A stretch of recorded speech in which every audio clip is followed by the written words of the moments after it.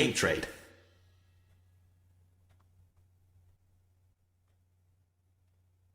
Hello, everyone.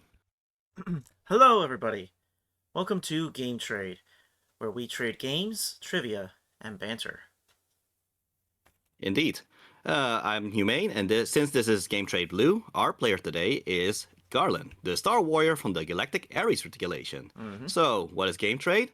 Well, we all have our favorite games, and naturally, some will be more passionate about a game than the other. Here at Game Trade Blue, the idea is that Garland is going to play something that I am passionate about, and next time it will be Game Trade Red, where I will play a game that he is passionate about. So, with all that context out of the way, what are we playing today? We are continuing into Devil May Cry. It's been a while since we got to it, but I figure, let's get back to that game and see how much farther we can get. Indeed, indeed. Anyway, hello, Kadias C. Mossflower. Also, congratulations, Starlight, for being first. I don't think I got any notifications of any others right now. Although that might be because I'm in the wrong chat. But anyway, okay. So, thank you for the sound check. All right. Heat is they to which never be its hindrance, ingrained for they migraine be it those to which are jugular in circulation. Okay, I'm very curious about this now. Okay. Let's see. Heat is they, that would be us, which never be its hindrance. Okay, I'm... Okay, so there's the... Heat is they, to which never be its hindrance, ingrained for they, migraine, be it those to which are jugular in circulation. I mean, there's a lot of spinning in Devil May Cry. And spinning is a neat trick. Indeed. As Anakin Skywalker is well to tell us. Oh, yes. The first puzzle, indeed. Yes. All right, then. Okay. And you know what? I think just for... I think I am going to switch which chat I'm in right now, just in case I would miss out on any redeems and all that. So yeah, okay. That's right. Yeah, okay, good. All right. Yeah. So so we are playing Devil May Cry. It's been a while, but I think we can just switch over to the game then. Okay, cool. Now let us switch. All right. There we go. Sparta. Both of them. All right. Audio is working on my end, Though at least. the same Good. blood of their father flowed through. The question is, will the save file be there? Yes. No data. Oh, okay. I saw that short just today.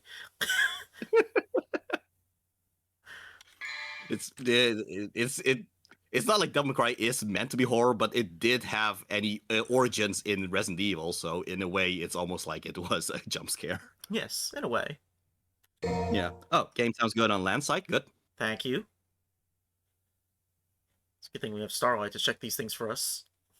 Yes, indeed. Okay. All right. Chapter 16. Or Mission 16. Same difference. Yes. Always practice the button mashing whenever you can. Yep.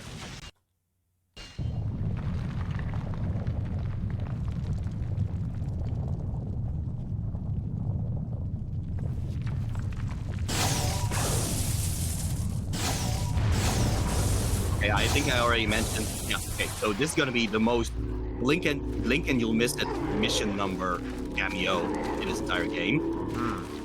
Let's see if you can find it. Now this is what I'm talking about. Did you see it? No. Yeah. So literally the gunshot. The gunshots that he shoots with, the gun flashes. Those are the 1 and 6. Wow. Okay. That's why I said it's the most blink and you'll miss it mission number cameo in this entire game. Hey, you weren't kidding. Well, Yeah. Oh, game sounds good on Humane side. Good, good. that gives people incentive to watch this on YouTube, because then you can pause and do the frame by frame to look it up. Yeah, pretty much. I did my duty. Yes, you did, Starlight. Mission 16, win or lose, stand up for your beliefs. I don't remember if there was anything I needed to do at this point. I want to equip what I want. You do love your spiral. The spiral. Okay, I mean, honestly, I think the equipment that you have seems to be best suited for this chapter, really, mission. Okay.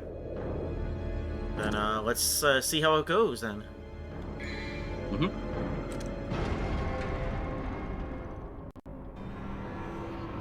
What is kind of fun about this mission is, I wouldn't say it's non-linear so much as you kind of have a choice of what order you're gonna do these things. Oh,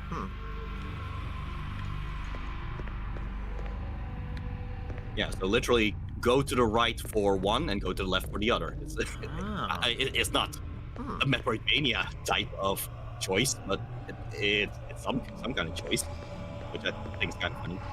I also think it's funny that there's a red door and a blue door, and we got a red sword and a blue sword. I guess the weapon you have is even more fitting than I thought. Nice. Yeah. We'll do red because Dante's wearing red.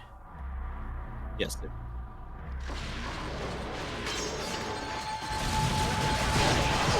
Ow. Oh,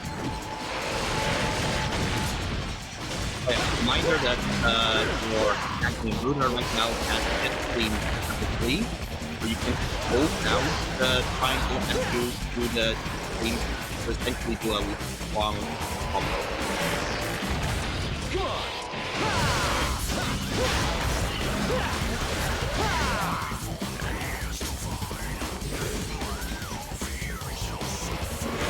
That would be lock on, forward, and triangle.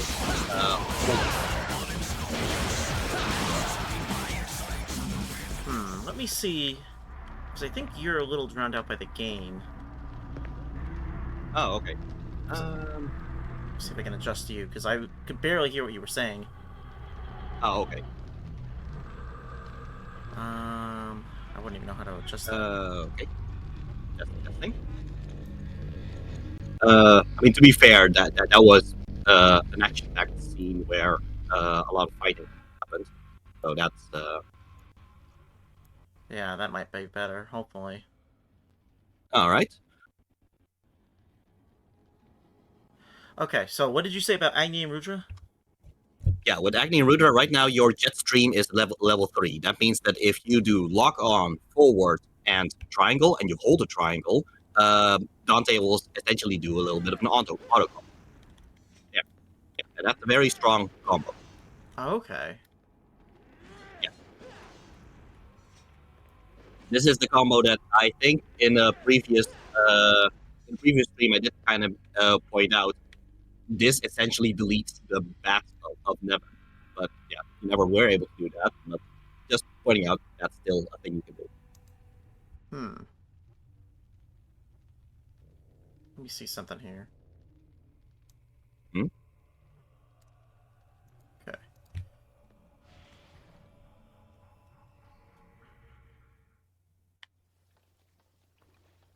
Okay, so remember when you were in a different chamber and you made these balls fall down and then you just stood on top of them to break it.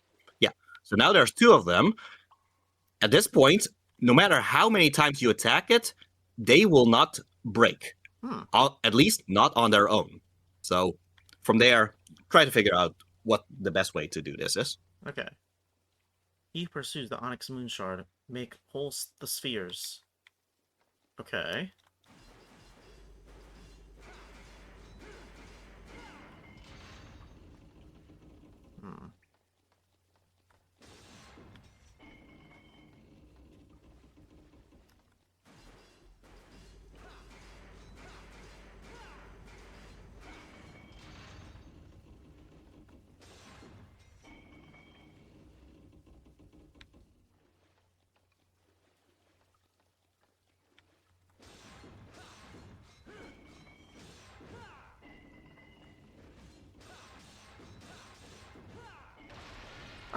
There we go. Yeah. In this case, it was they just had to collide with one another. So when you said make So whole, physics. when you said make whole the spheres, you meant make dead the spheres. Yeah, fair.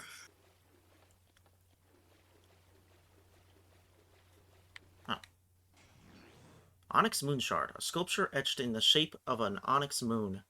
It contrasts the golden sun sculpture. I mean, does it actually? Is it actually shaped like a moon? It's Well, if you break the moon into shards, sure. yeah, fair.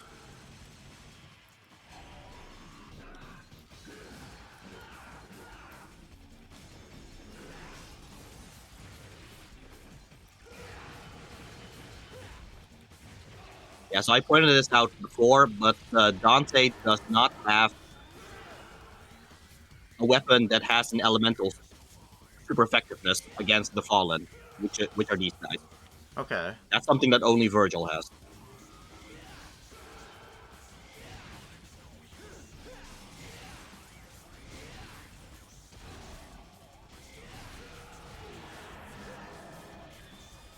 Oh, good job.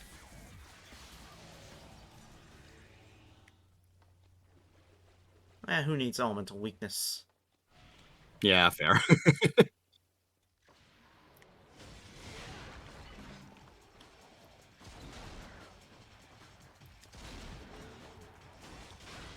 I shot that guy and he went forward.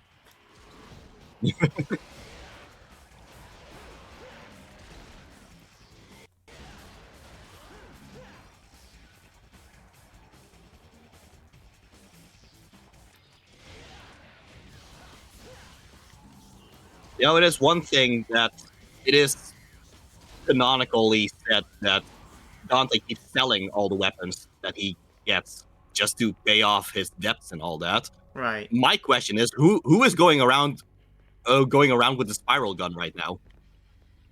That's a good question. Who do you think Enzo Like, I don't think. Who do you think Enzo would sell it to? I wonder. I mean, I don't feel like any normal human being would just be able to casually lug it around like Dante does. Yeah. I mean, Dante's pretty strong, and even then, he's still... I wouldn't say can easily run with it. At least not while aiming Exactly. it.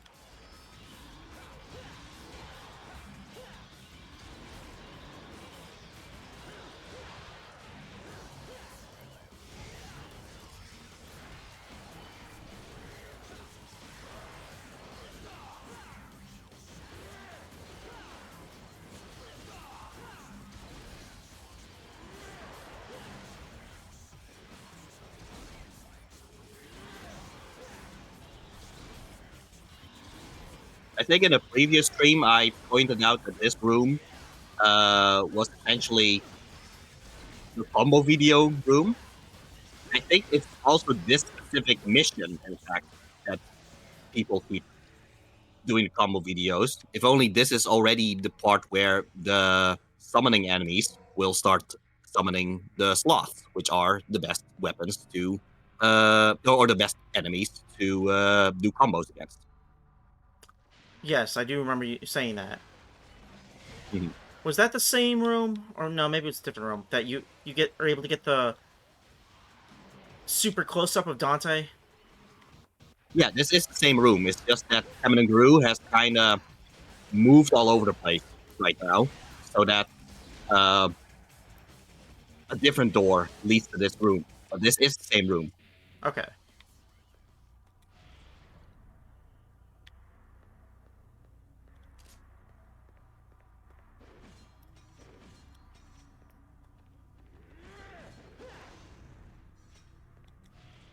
Alright, blue door time.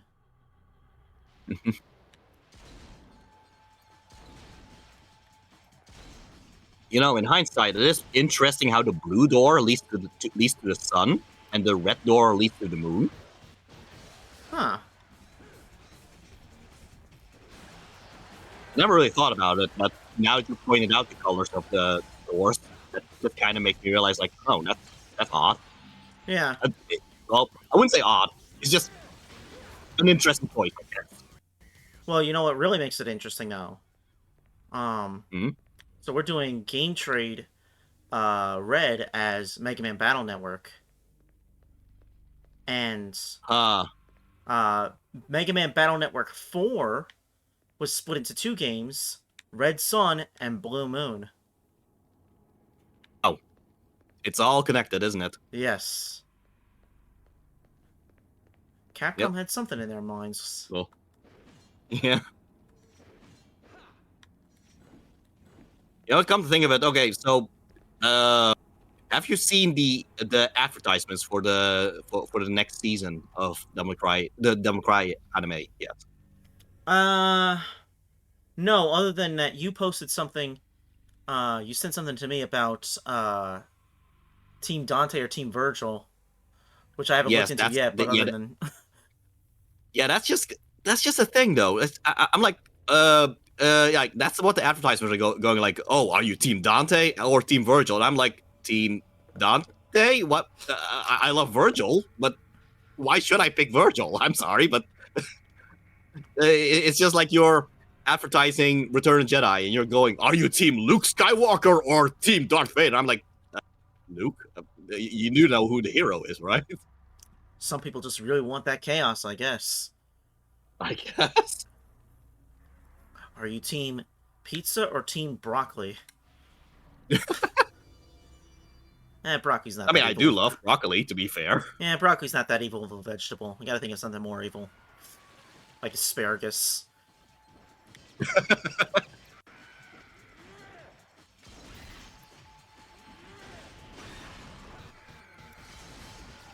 Huh. I never realized that Agni Rudra was super effective against the Blood Boil. Or at least, yeah, one of them had fire on them when you attacked it. Hmm. Oh, yeah. Yeah, it is. Oh, good. Okay, so yeah.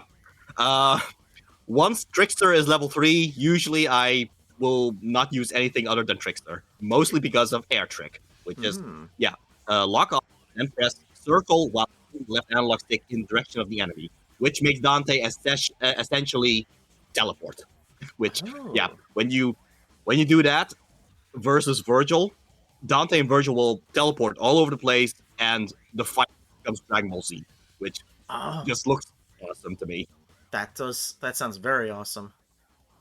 Yeah, of course you will have to make sure to uh, properly hold the left analog stick in the direction of the enemy, and considering that Virgil's teleport will make him teleport all over the place, still, if you properly do that in the fight with Virgil, yeah, it just looks amazing in terms of combat. But yeah, that's just my opinion there. Well, it sounds good. I like the sound of that. Yeah. So yeah, go ahead and try it. Okay. Alright, so you have to walk onto him? Oh! Yeah, lock onto them. Yeah, there we go. Hold on, wait. Wait. Okay. You don't have to time the forward. You can just, as long as you are moving the left analog stick in the direction of whoever you're locking onto, then pressing circle, that will make Okay. nice.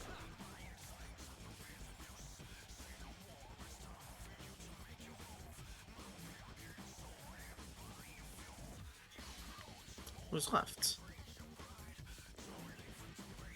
Oh, you! Oh, there he is. There we go.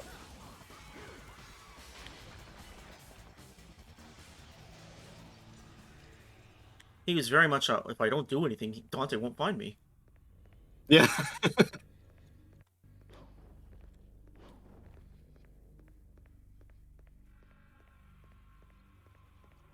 But yeah, air trick is pretty much the big reason why I would want Trickster to be level 3.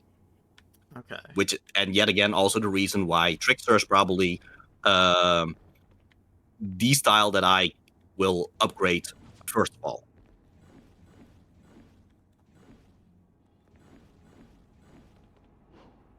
Yeah, it does make you feel a little Of course, cool.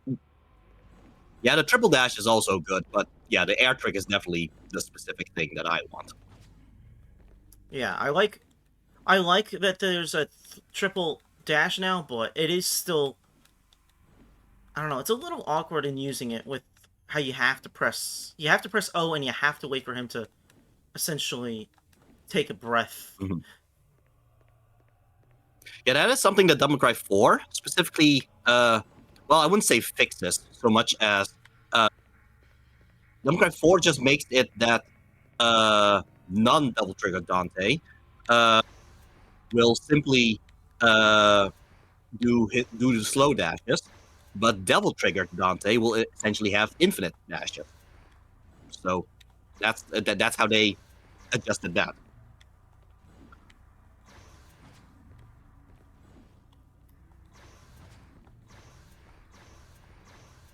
Yeah, of course, Dante's teleport, he just teleports based on the height of whoever he is teleporting to. So if you are just doing it on your own, he just kind of stays in place. The Waking Sun Chamber.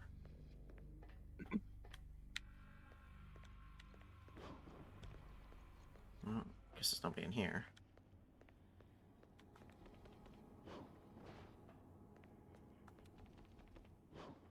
Okay, well, you were doing the right thing in trying to interact with that thing, but you simply was just not positioned right. There you go. Okay. He who pursues the eternal power of the golden sun, release me from the darkness. Wait, Golden Sun? is that in this franchise? The franchise now? Oh my gosh. Could be. Okay, this one you simply have to destroy. Okay. Just as the singular one you did first. In fact, that kind of makes me think that you're supposed to do this one first rather than the moon one. Like this is just a repeat, I guess, and then the other one with two of them would be kind of like the thing that switches things up, I guess.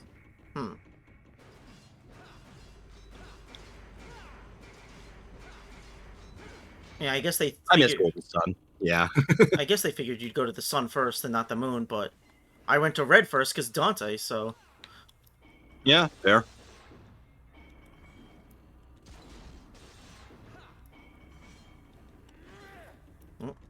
Nope. Have you ever played Golden Sun? No, I think I might own it on the Wii U. Okay. I think that was one of those games that was released on Wii U that you could buy off the eShop. All right. But yeah, I never got to play it. Anyway, I think Rebellion is probably better in this case because Rebellion's hitboxes just happens to align a bit more against the ground, I guess. In which case, this would work better. Yeah, I think you're right because it felt a lot easier doing it that time.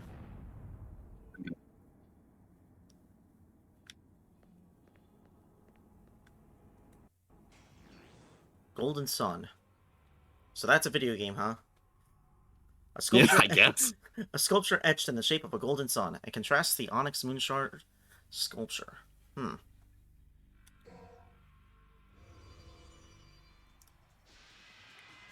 Golden sun, but onyx moon shard. I guess we shouldn't have the full Onyx Moon, I guess. Nope. Anyway, I think this is the first time we see the rook. Yeah.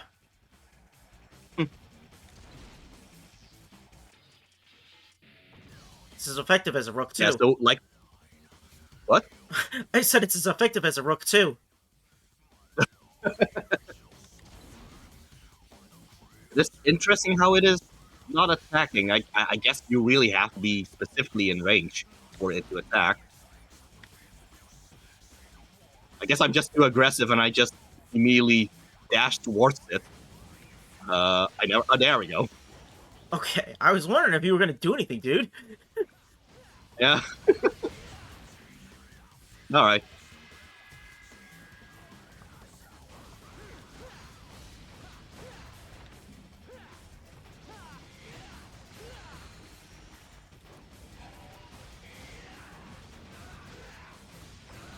Yeah, reminder that you can do the teleport thing to not only teleport towards them, but you can also dodge attacks with it because you are essentially invincible during the teleportation. That's pretty good. I'll try to time. Well, it did work. Well, Dante had to show off there. Yes, as he does. Mm-hmm.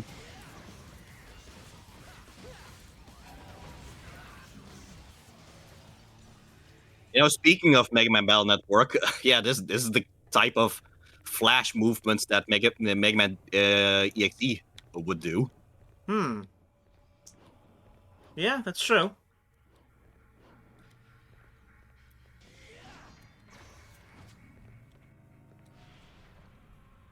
I mean, that's all that he's about, is doing flash stepping. Yeah.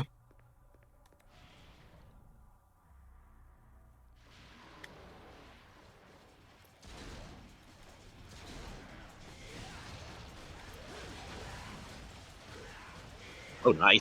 Go time.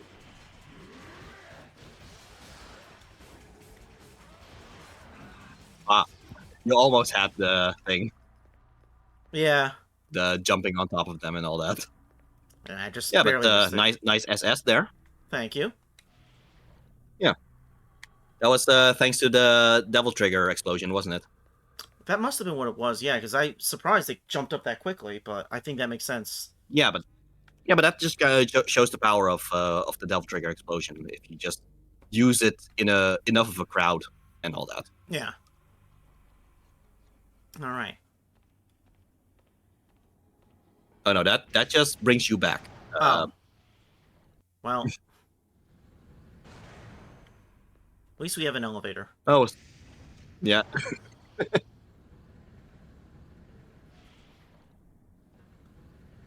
Whoever built Tim and Negru, thank you for putting in elevators. Yeah. You probably could have used a bunch more, but you know. Well, who knows with how everything is built up in Tim and Negru. Mm-hmm. Yeah, sun and moon crests, but it's not really a moon. Yeah, it's more so a J or a sword shape, if anything, like a katana. Yeah.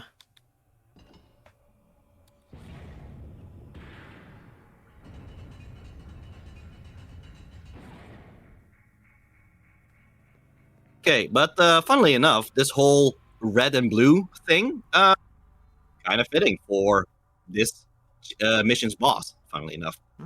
Okay. Ice Guardian's Chamber. Okay, I thought we would have immediately went to the boss, but I guess we still have to go through a few other things first. Not yet.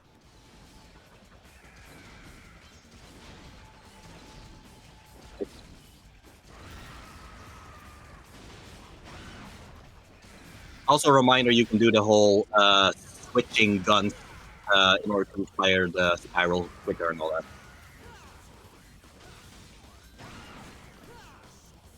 Yeah, so many different options. Yeah.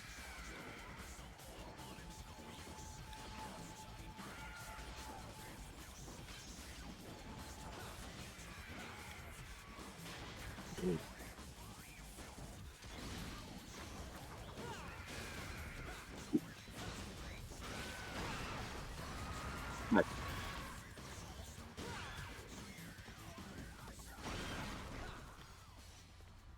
Good job. Thank you.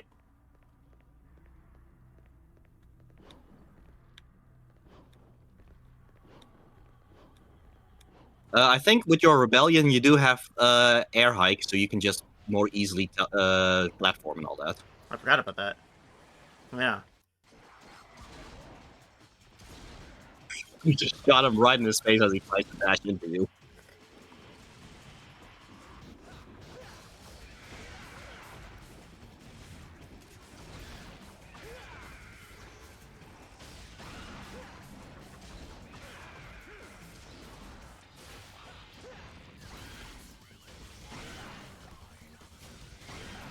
Okay. Yeah. So this would have been where the elevator was. But yeah, the elevator's kind of broken now. So yeah. Ooh. Like I said, all the rooms, they are kind of jumbled around because of Temmin and Gru, rising up even further and all that. It's interesting. Like, But, did they yeah. did they plan for that? Was it, like, what's the architectural mindset behind that? Did they just not Okay, care at like that point? metatextually, I just think they just don't want to redesign new rooms and all that. But okay, in universe, I really do wonder if maybe before Temmin and Gru grew even larger and all that, maybe that would have been how everything was intended to go, and this right now is essentially like an unintended damaging of it as the thing grows further beyond or something, Yeah. because this is where you would get Artemis. Yeah. Now, Artemis was Artemis optional? I can't remember. Technically it's optional. You know what, I never really tested out whether you would be able to grab it here if you did not grab it in the original mission. That's interesting. Never thought about that. Yeah. I'd be curious to try that out. Yeah, seeing how Dante suddenly seems to be able to just jump on it now. Yeah. I think you can, just jump and wall run in order to get that red orb. There we go. Okay. Giant Walker Chamber. Oh, this area. Yeah, don't worry. Don't worry, you don't need to fight against the worm again. Or the millipede. Oh, instead we gotta fight against whatever that is. Oh, you. Yep. Don't worry, I brought your favorite weapon. Yep.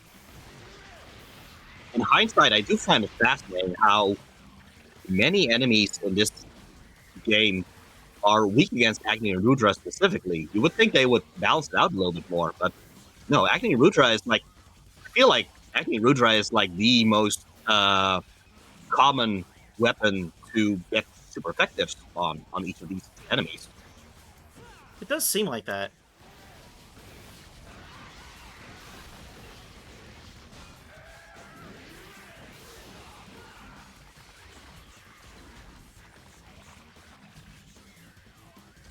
Oops, wrong one. Oh, there's still one more out there. No, the Boo Yes. enemy.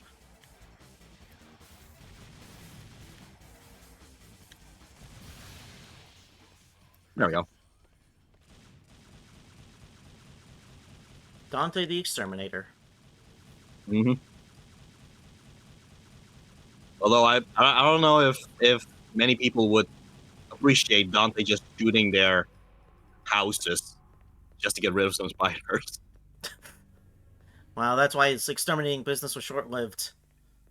I do find it funny how the 5 of Mission 5 is still there. Yeah. Alright, we're going back to Mission 5, folks. Oh no. It's just a loop. It just keeps going back. Also Mission 11. I guess. Huh. I don't think this is anywhere near where Arkham had his blood trails. No. Yeah, this was where Dante met Jester for his first time.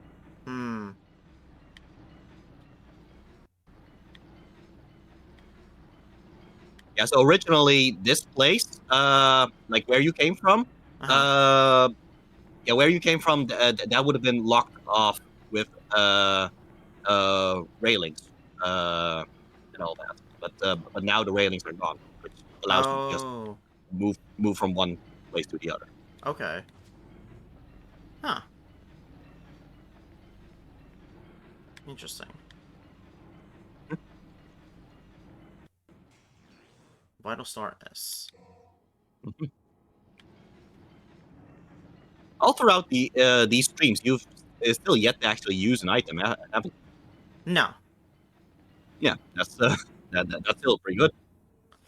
Yeah, I figured it's not really something I need to do. Mhm. I haven't struggled too much, but I am on easy mode, so that probably is why. Yeah. Yeah. So at this point, Trickster is now fully maxed out, right? Yeah. Okay. So you, if you want to level up the other styles, yeah, you should switch now. That said, if you are too used to Trickster, you might as well just stick to Trickster. Just depends on, are you planning on replaying the game multiple times in order to properly level up all the other styles? I see what you mean. Okay. Well, I guess I'll stick with Trickster for now, because I do like that teleportation ability. Mhm. Wait, how many things did I have? 16. 16. Okay. Okay. Okay, so you have the option of Revolver level 2. Okay. How about Nevin? Okay, so you don't have Reverb Shock yet. Okay. And Beowulf. And for Beowulf...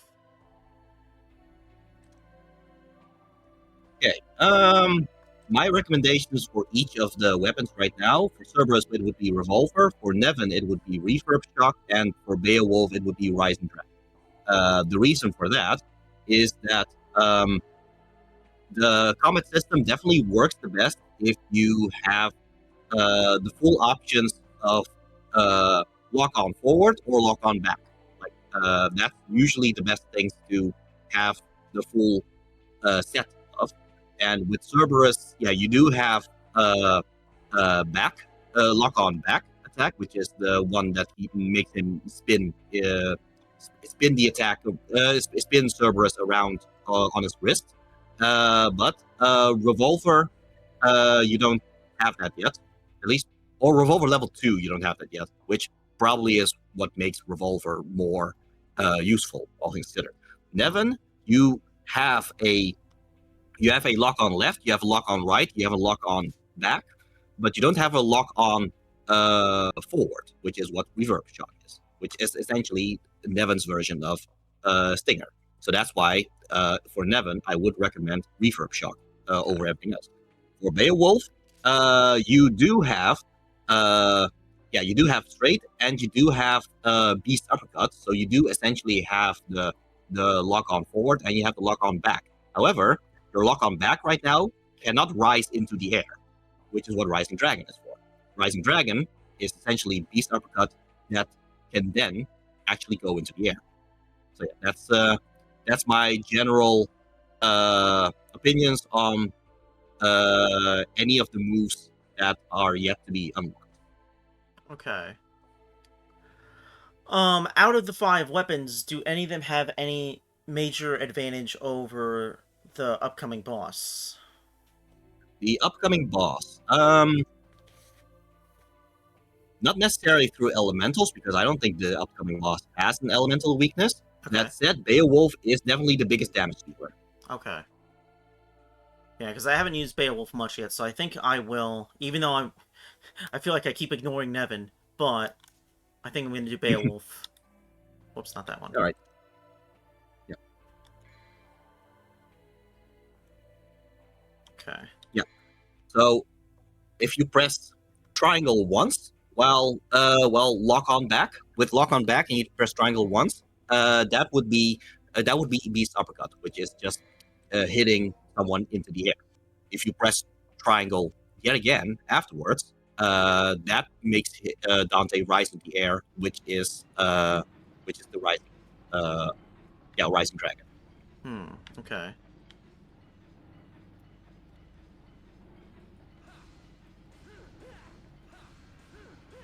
Okay. Yeah, there. So yeah, if you just press triangle once, that would just be the Beast Uppercut. It's by pressing triangle twice that makes you actually rise in the air. Okay.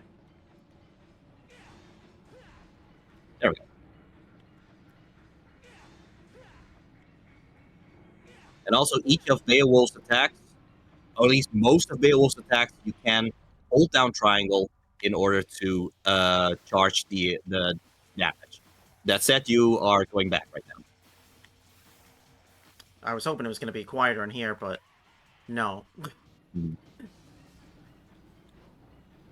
Oh, because of the cogs and all that. Yeah, that's okay. Mhm.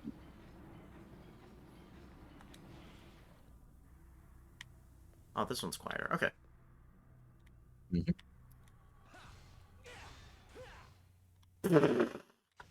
Well, Okay, well. I wasn't expecting to go through the door. But Mm. hi, lady. Anyway. What's wrong? You tired? Then stand back. I'll take care of this. No, you stand back. I told you, you can't do it. Don't you get it? This is not a human's job. You're the one who doesn't get it. It's not something you can reason with. It has nothing to do with me being a human and you being a demon. I'm driven by the inability to forgive him. My soul is screaming, demanding me to kill him. That's enough motivation to keep me going. There's the word again, motivation. Besides, this is my family matter. You should stay out of it. Okay, lady. I get the picture now, but I can't just sit back and watch either. I'm pretty pissed at him too, you know.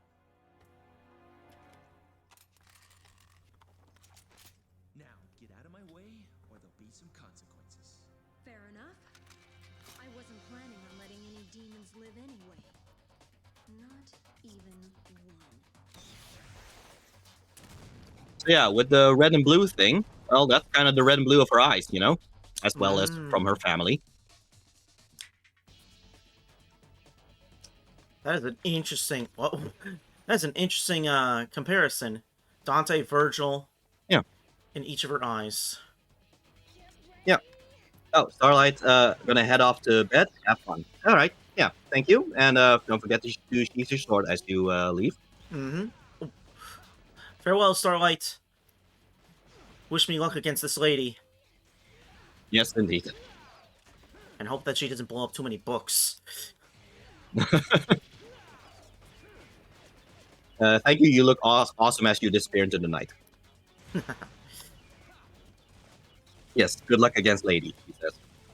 Thank you.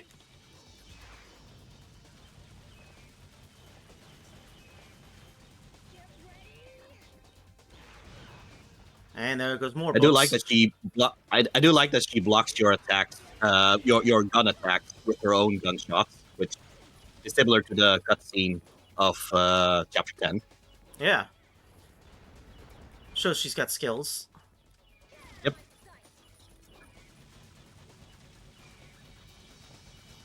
When she wants to. I like that she's panting. Like she's So,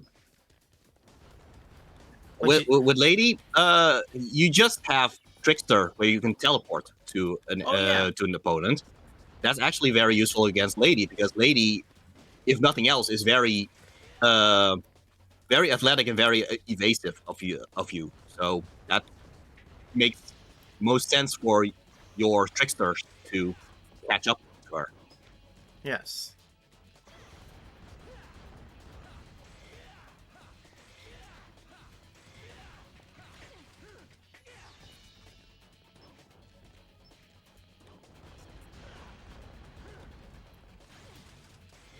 She definitely doesn't like you getting close, though. Yeah.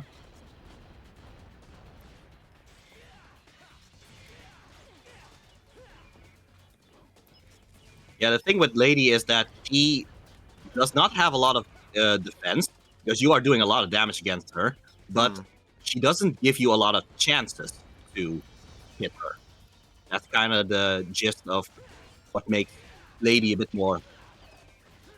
Yeah, that's the challenge against Lady. Not so much how much damage you're doing against her, so much as being able to hit her in the first place. Yeah, that makes sense. She's only a human, but she can still do some pretty incredible things. Exactly.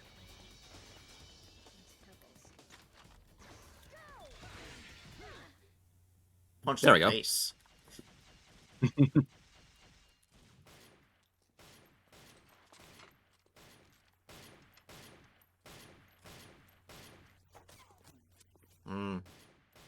Okay. She doesn't have infinite ammo.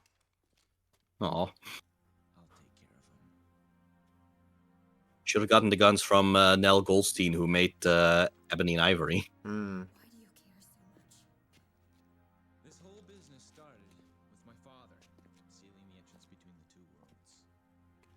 And now, my brother's trying to break that spell and turn everything into Demonville. This is my family matter, too. Quite frankly, at first, I didn't give a damn. But because of you, I know what's important now. I know what I need to do. Oh, hydrate for you both. Okay, yeah. Oh, Thank you for the hydrate. Wait. Trust me, I'll make things right for you. Okay, bye, she says. My soul is Farewell. Use this.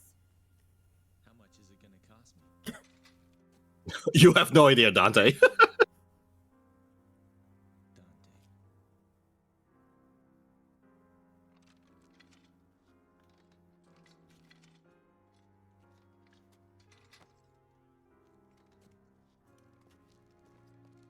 Dante. Dante. Please. Free my father. I will, lady.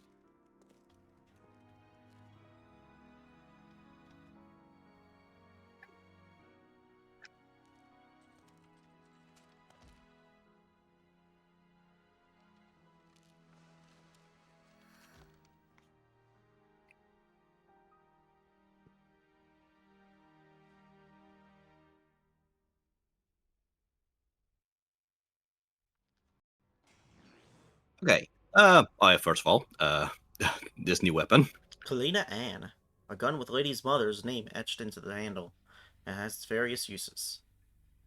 Yeah, so nice to hear what her name is. Okay, but I think in one of the previous streams I did kind of talk about this, but I think at this point this would be a good time to more properly talk about this. Yeah, so the title, Dante's Awakening. What is the actual awakening is in fact Dante actually having proper motivation again in this entire game. Because throughout at the start, well not at the start, mission 7, Dante's beef with Virgil, it was pretty much summed up in that one line: "Father, I don't have a father. I just don't like you. That's all." That's essentially the thing. Dante did not really have a proper motivation. All he was doing is he's just angry at Virgil, just in a general sense, and just wants to fight Virgil. He did not have any he did not have a need for justice or something in order to help the humans that are suffering because of demons and all that. He just wants to kill demons because, well, he just hates demons for killing his mother. That's all he did. It was just an anger thing. Virgil, by comparison, he's also working in that same kind of mindset, but he has a proper motivation. That's why during the fight with Virgil, Virgil has that taunt where he says, "Where is your motivation?" And then here with Lady again, she also has a proper motivation. It is through Lady that Dante finally has a proper motivation to essentially fight for the light. So yeah, that's kind of the whole thing about Dante's Awakening. The awakening is him getting a proper motivation in life, which you will see in Devil May Cry 1. So yeah, granted, Devil May Cry 1 was not written with Devil May Cry 3 in mind, obviously, but if nothing else, in Devil May Cry 1, you do see Dante with a lot of motivation. I do like how they simply took that and then said, okay, what if Dante did not have that yet? What if this is the game that gave him that motivation? And I think that in terms of writing prequels, I like it. I like how that's something that at first you just see Dante doing all the party things and you just go, oh, he's just the funny party animal thing. But that's actually a way to show how he did not have any proper motivation. He's just partying because that's just his way of avoiding the demons in him, technically. Right. Yeah, and he didn't really want to deal with any of that. And because of Virgil's antics, he's kind of been thrust back into it, and yeah, now he had Yeah. to confront these things, with Lady Mhm. involved. That helped a lot too. He Yeah. even pointed that out. So, yeah, Hmm. he definitely has quite an awakening. It's really interesting. Yeah. Yeah, and that, I mean, I think there are enough people who simply who do appreciate the story of Devil May Cry. I just think that because of all the party antics, as I was saying, Hmm. because of all the party antics, people don't take the story as seriously as they should. I believe. I think Devil May Cry definitely has more of a story to it if you just look past all the party animal antics. You know? Yeah, it reminds me of Gurren Lagann because Gurren Lagann gets kind of that similar thing where some people will see how deep it is, and some people kind of just figure, oh well, it's just that goofy mecha anime. But when you look into it Exactly. deeper, it's like, oh no, that this is one of the most epic things of all time. Hmm. And yeah, with Devil May Cry, it's like, yeah, you have this goofball Dante who's doing all these wacky things, but there's a lot more depth to it if you if you Exactly. give it credit. Yeah. Now's not the time to play the role of the maiden saving hero. I mean, Gotta move it or you lose it. could, Dante. Gotta move it or lose it. All right. Well, Dante is trying out a lot of Sonic the Hedgehog quotes, isn't he? yes. Well, he just gained Chaos Control. That's true. He's really bad at it, but he got it. Yep.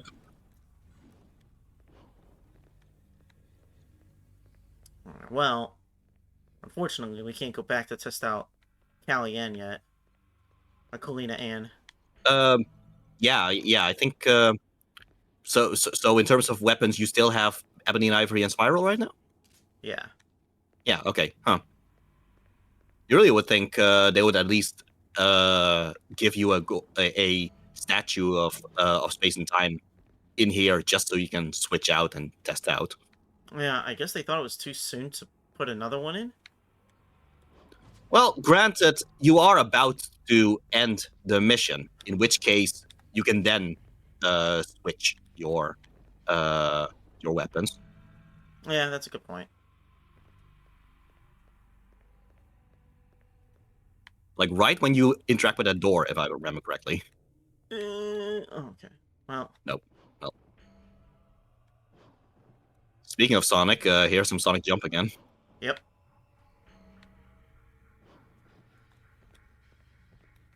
I knew there had to be something. Nice. Mm-hmm. But I guess that's it. There's no other secret thing. I think that's it. Okay. Then through the door we go. All right.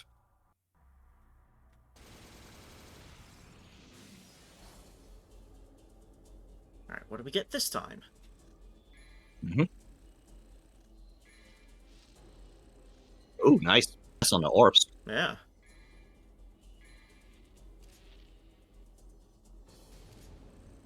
Not bad, not bad. Yeah. Okay.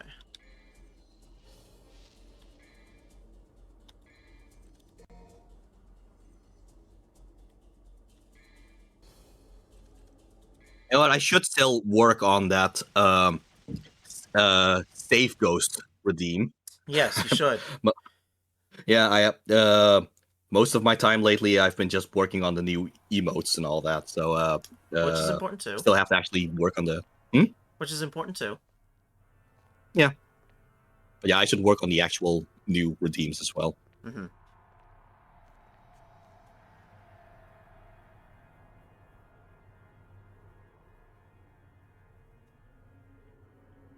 Might as well just spam all of them right now. Very nice.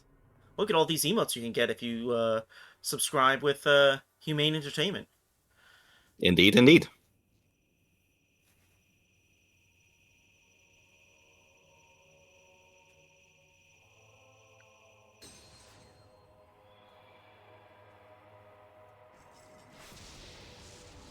yeah, for those who have played Devil May Cry 1, it is kind of interesting how the Force Edge doesn't seem to change right now.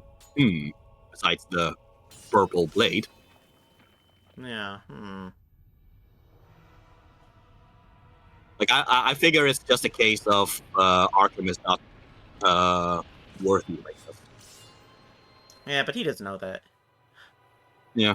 Anyway, okay, I think the number is about to appear. There we go. There it is. 17. Yeah. So that one's a little bit more clear compared to the gunshots thing. Yes. Mission 17. Inner demons confront your shadow. Speaking of Sonic the Hedgehog.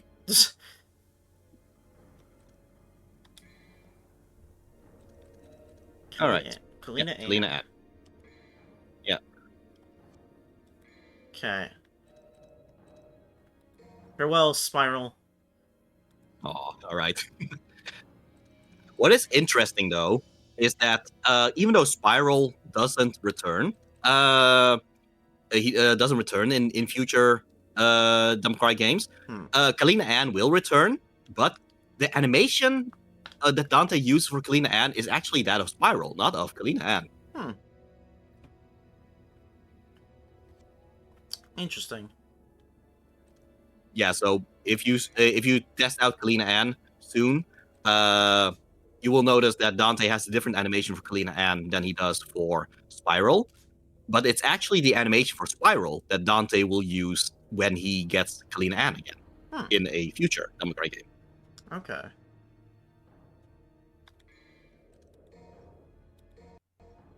All right, yeah. Now you can get Reverb Shock level 2, which just adds more distance to it. Yes. Don't worry, Nevin, we can finally use you here.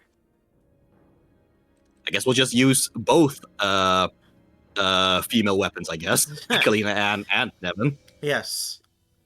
Wouldn't that be interesting if Lady's mom actually got turned into a gun? Like, she didn't die, she just got turned into the gun. That's a twist right there. Yeah. Except she's not a devil arm so much as a human arm. What? Okay, but yeah. So with Nevin right now with Reverb Shock, that's lock on forward and triangle, which is essentially the stinger for Nevin. So what's useful about that? What's useful about that is that if you first charge up, the amount of bats around first, and then immediately follow it up with Reverb Shock, well, then you essentially will dash with a lot of bats around you. Oh, okay.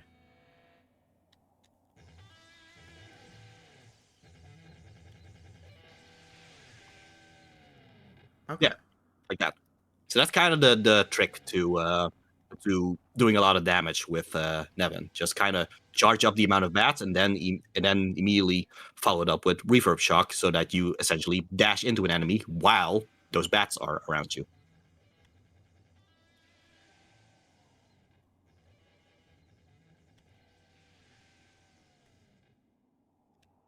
I just like the idea that out in the lone night, atop a giant tower, someone is shredding hard.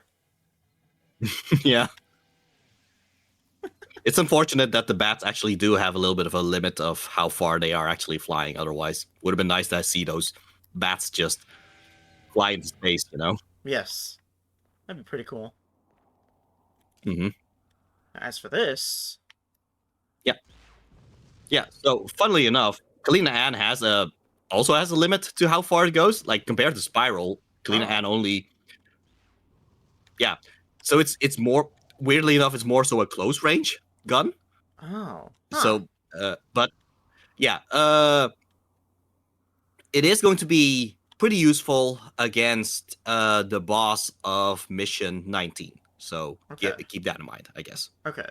And and in a way, it is fitting that it is useful against the boss of Mission 19. But we'll get there when we get there. But the point is that the Kalina Ann is more so the weapon you use if you are being crowded, and then you just fire it and just try to hit as many of the enemies around you with a single shot. When you compare this to the missile launcher of Devil May Cry 2, yeah, this has a lot less range, but it's faster because it essentially shoots instantly compared to most other bazookas you would think in other games. It seems like it. So yeah, Spiral is still definitely the one that you would want to use for range. Yeah, but you know, it's hard to deny the fun of having a rocket launcher. Yeah, fair. Oh yeah, back where you would find the secret mission for the staying in the air thing. That's there's a new collectible there now. No, that would be the one if you move back a little bit. Back.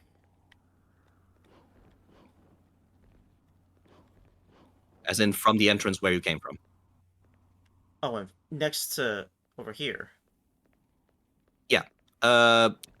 Previously you jumped up there in order to reach a secret mission. Now there's a collectible there now.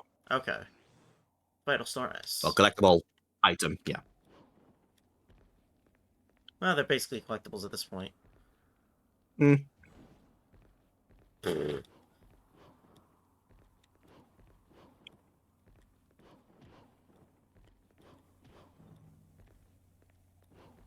think you can just wall run off. Okay. I think that should be all the red orbs up there. Yeah, looks like it. We got a door and we got a... whatever that is.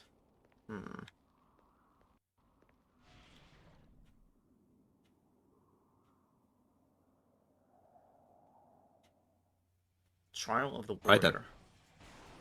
Yeah, so I guess the trial is kind of broken right now, so everyone is just immediately in the Devil Trigger state. So yeah, you can still use those wheels to deactivate their things. Okay. I guess whoever made these trials did not expect Tim and Gru to kind of break and have this happen. So if you get the other side, then you will deactivate the Devil Triggers. Okay. It's just a repeat of the whole trial thing that was done to get part of it.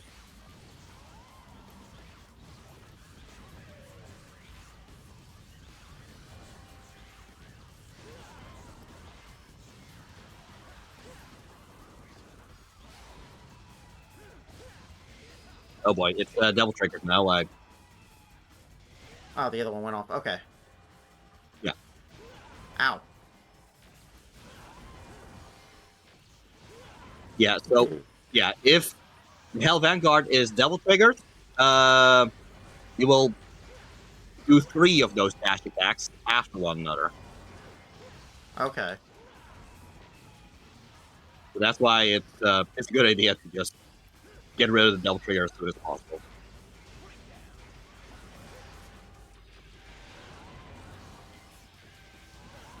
Okay. Nice. Okay, but yeah, as far as I can tell, this is just an extra fight. It gives you a golden orb at least. Yeah, that's something at least. Yeah. I don't think I've used any of those though, so.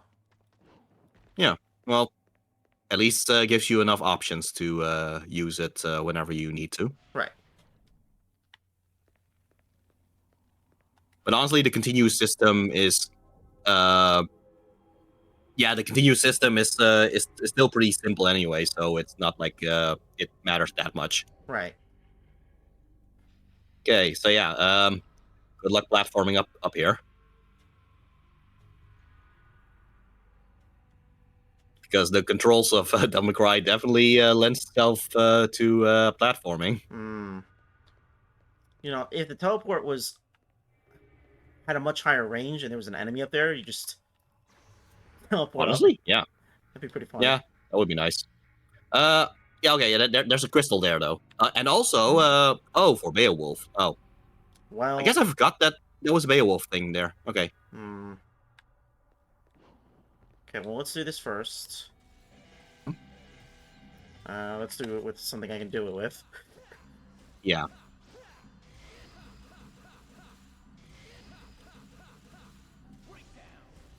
At least you're probably using the million stab multiple times now.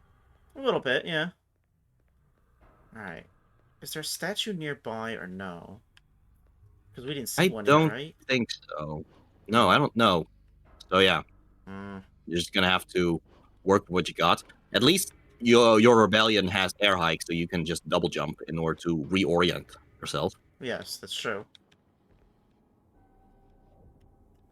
Okay, so I know the first one is easier than the second one, especially because if you fail the second door, you will just fall all the way back down. That said, I wonder if the first door is just what you need in order to progress with the story, and that I think the second door is just extra. The second door might be extra? Okay. Well, we can try that. Yep.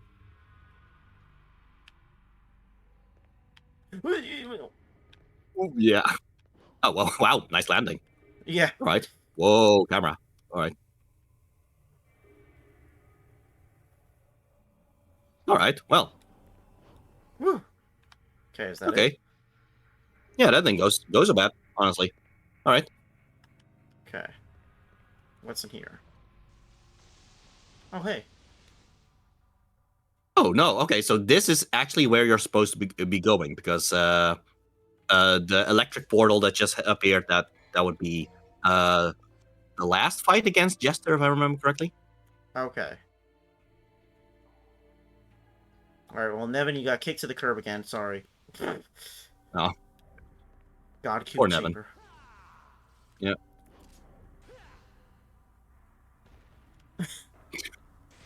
All right, then.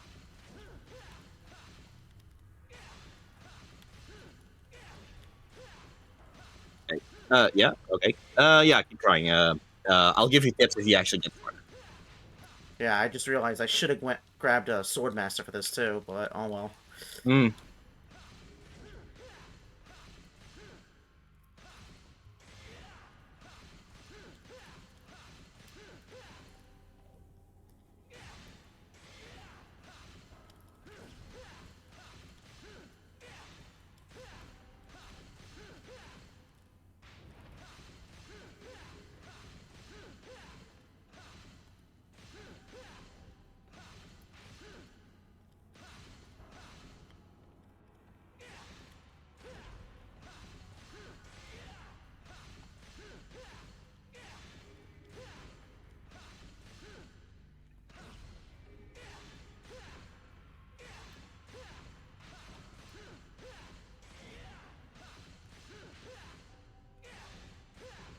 Okay. I feel like you're stagnating a bit. Okay, so do remember that essentially Beowulf's million stab is the one that happens if you pause after the second punch. After the second, okay. Yeah, and then you try to mash triangle after that. Okay. Okay, there we go. That's what I was trying to... It's like I remember there was one. Yeah.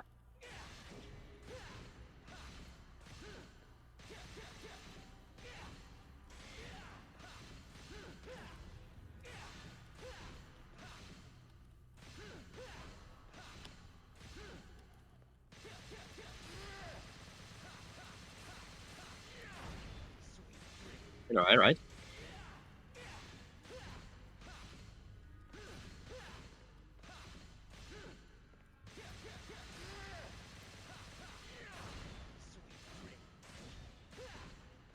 All right.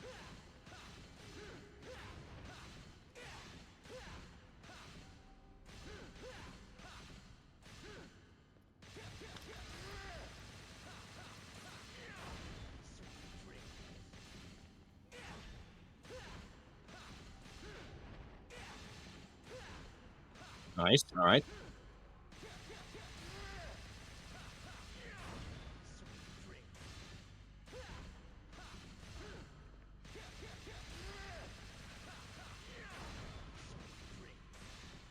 Oh.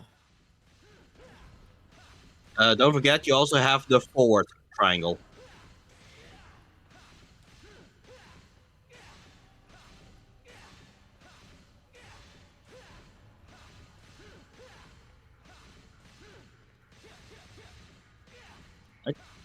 Okay.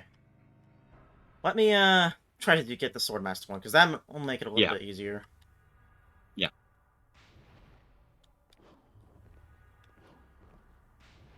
At the very least, you are doing the right thing in doing the uppercut, and then after the uppercut, doing the aerial attack, the killer bee, the diagonal kick thing.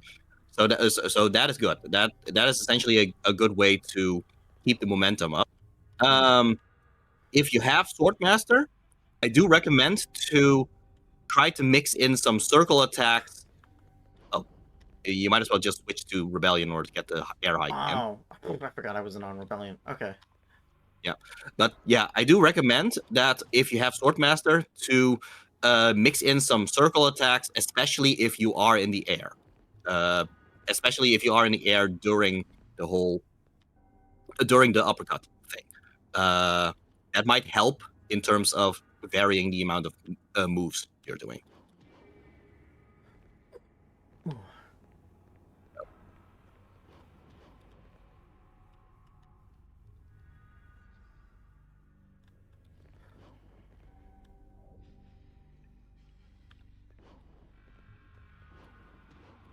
And I think I already mentioned this with Cerberus, but I feel like it might help a bit better with Beowulf. In terms of when to do pause attacks, I do recommend trying to memorize the grunts that Dante does. Like, for example, if you do a Beowulf right now, just do some attacks with change to things first. Change to the Swordmaster thing first. There we go. Okay. So just do the triangle combo right now. Okay. With Beowulf. Okay. Yeah. So just remember the grunts. Like the first one is ha, and then the second one is huh. So the huh, that is when you do the pause thing. Okay. Yeah. Like you can try to remember which punch Dante does, but if you have trouble remembering that, you could instead try to remember his grunts instead. That is essentially how I end up learning where the pauses should be. Same case with Rebellion. If you just switch to Rebellion right now, and it just do the So with Rebellion, granted, that's just the pause after the first slash. So that you just kind of want to learn what are the grunts that Dante does, and just try to replicate the grunts in your mind. I guess that's kind of how I learn all these combos. Yeah, that's a good way to do it.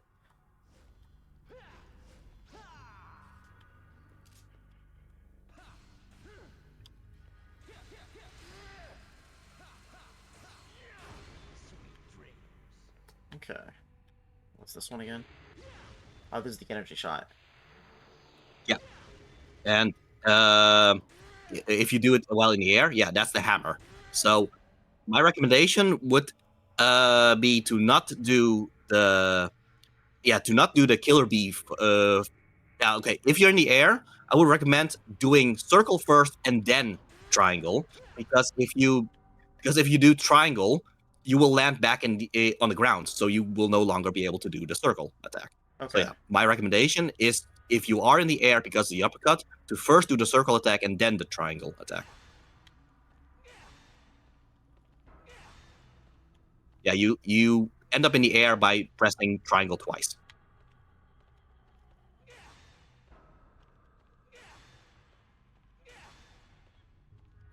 Pressing triangle twice while doing the uppercut.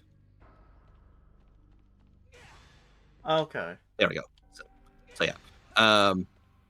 Yeah, so that's my recommendation. That right now you do happen to do the uppercut into the air and then triangle, and thus you do the killer bee. That's good, but in order to maximize the amount of moves you can do, my recommendation would be to get in the air with the uppercut, then do circle attack, and then do triangle. Because otherwise you will never actually use the circle attack in the air. Right. Unless I just do that.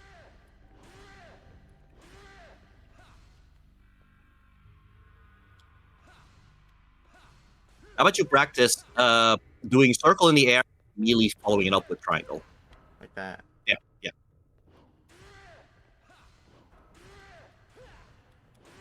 Yeah. Yeah, that gives you 2 attacks while in the air, which would help a little bit in terms of raising that style meter. Yes.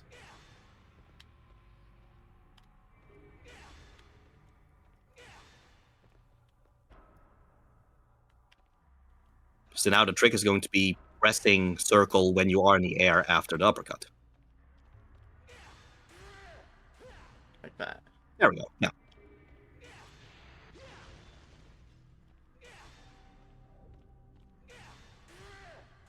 Okay. Alright, well.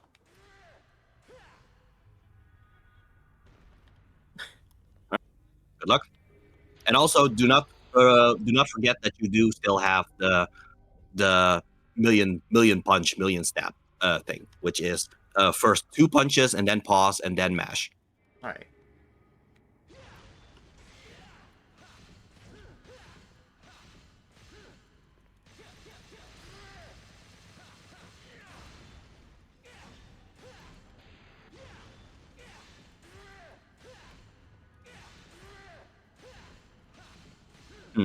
Okay.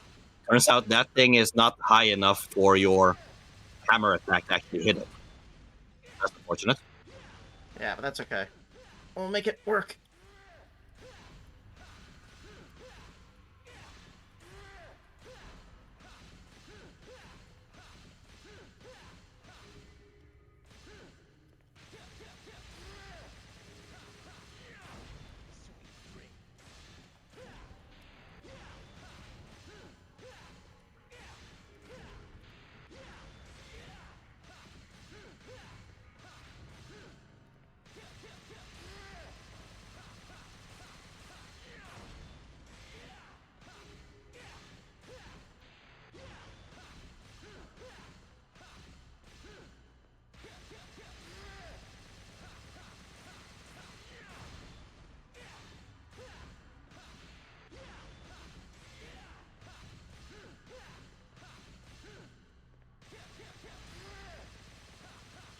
Right?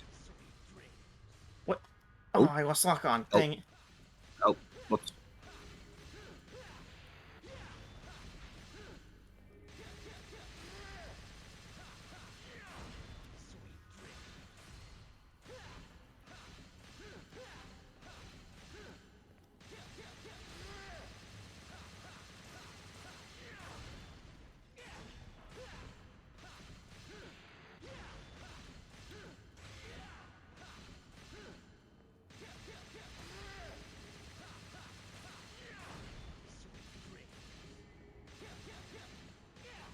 Oh,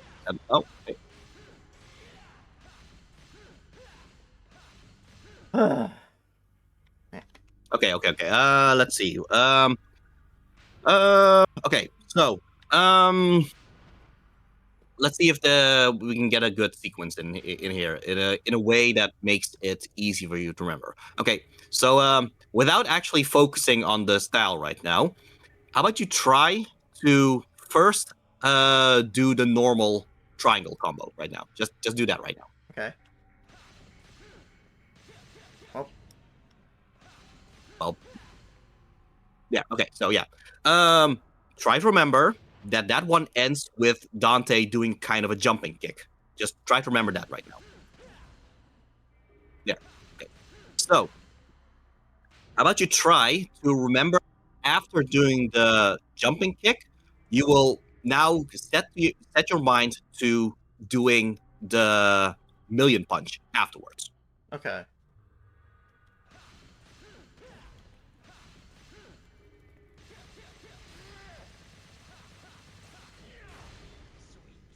All right. So again, remember you did the jumping kick, and then afterwards you did the million punch. Mhm. After the million punch, how about you try to think of, okay, so Dante punched downwards at the end. How about he punches upwards afterwards? So you're gonna try to do the uppercut afterwards. Okay.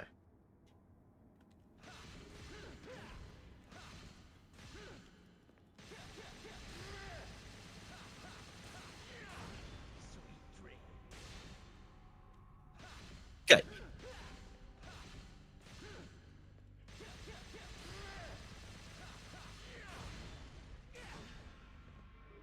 Okay.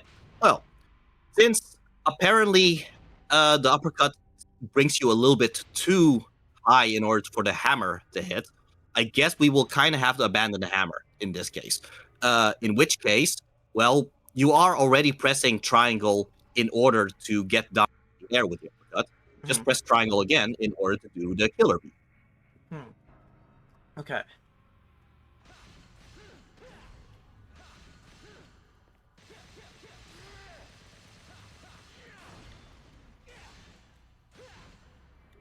All right. Yeah. Okay. So now you have in your mind. Okay, so you're doing the uppercut, and because the uppercut you are in the air, and then in the air you do the killer bee.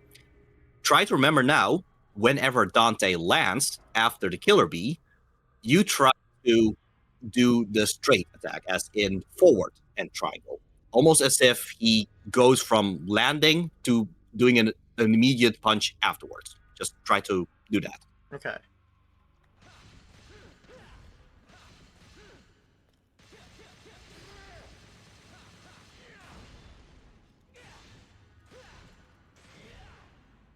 There we go. Okay, so with all that, okay, yeah, I think at this point, try to reset everything. So that means that after the straight punch, you will start the cycle all over again. That means the normal triangle combo yet again in order to end with the jumping kick, and then yet again the million punch, and then the uppercut and killer bee, and then straight, and then just repeat that cycle over and over again. In theory, this should give the style meter enough time to rest, I guess, in between for each attack, to the point that as long as you keep that cycle up, you should eventually get SSS. Okay.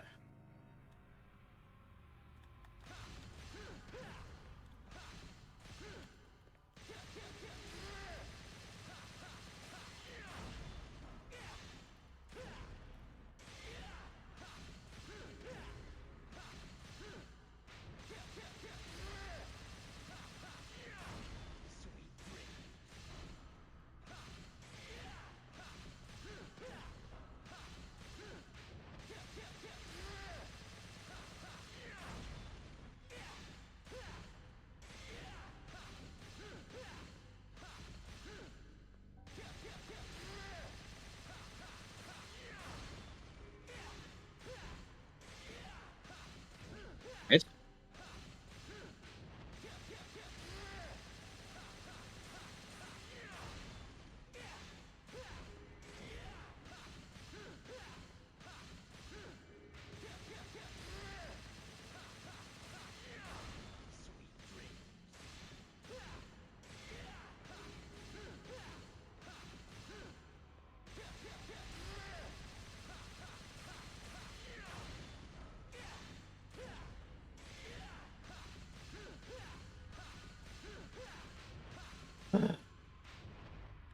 Okay. We're gonna have to. Okay. So here's the thing: a beast uppercut counts as a different move from Rising Dragon. So this might be a little bit more difficult, but I would recommend in after the kick, instead of immediately going to the million punch, to do first kick and then just beast uppercut. And with that, I do mean just a single punch. Okay, so like.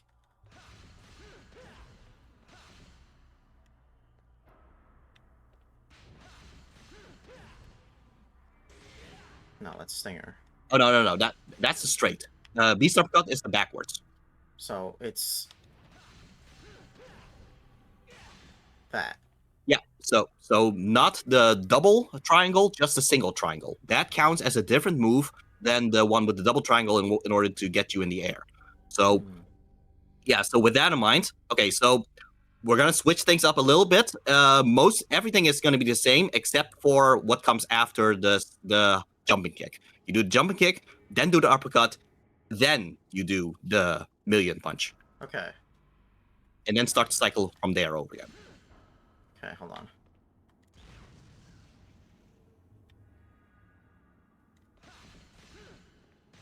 Oh.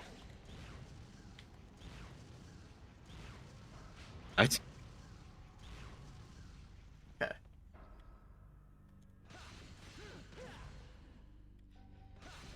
Oh.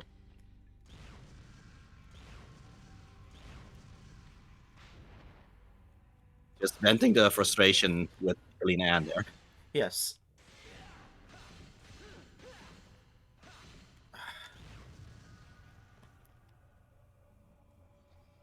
Yeah, it's a shame because you actually did have the rhythm down. It's just that actually adding that singular uppercut now is going to be a little bit. Yeah. All right. Because funnily enough, I feel like the energy attack does not actually raise the style meter at all. Weirdly enough. Just out of curiosity. No, I don't think it does. Yeah, so that's weird. So that kind of makes Sportmaster useless against this combat activator for some reason. That's weird. Okay. Okay, but you did kind of have the combo down in order to create a cycle. It's just that properly adding the.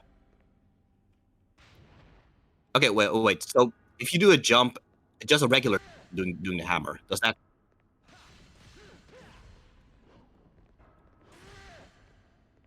Okay, so that does. Okay, so the problem is just that the Rising Dragon just sends you a bit too high.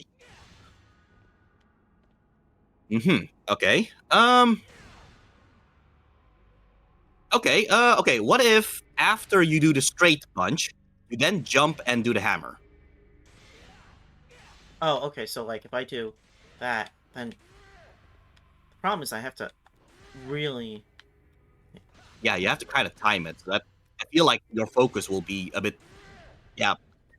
I don't think it's. I don't think that will work well for your focus if you that gets messed up or something. So yeah, right now the best thing is in fact to kind of get okay. How about you keep everything the same of the initial combo, but instead but yeah, after the straight you do the beast uppercut. That is not that one. It's this one. Yeah. Okay, I'll try that. So yeah, basically you first do the forward and then you do the backwards. Okay.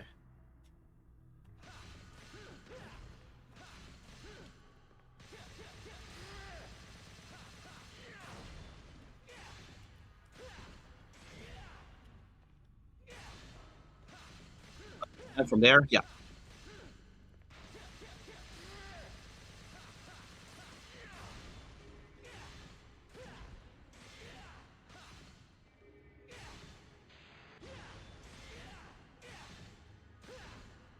Losing the rhythm of it.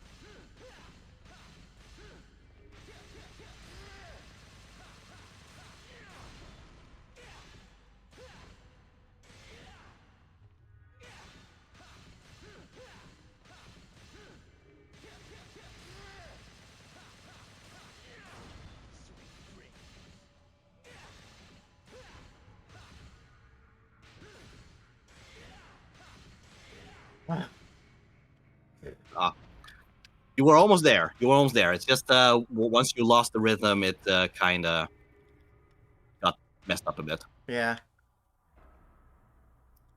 Alright, I'll try one more time. All right.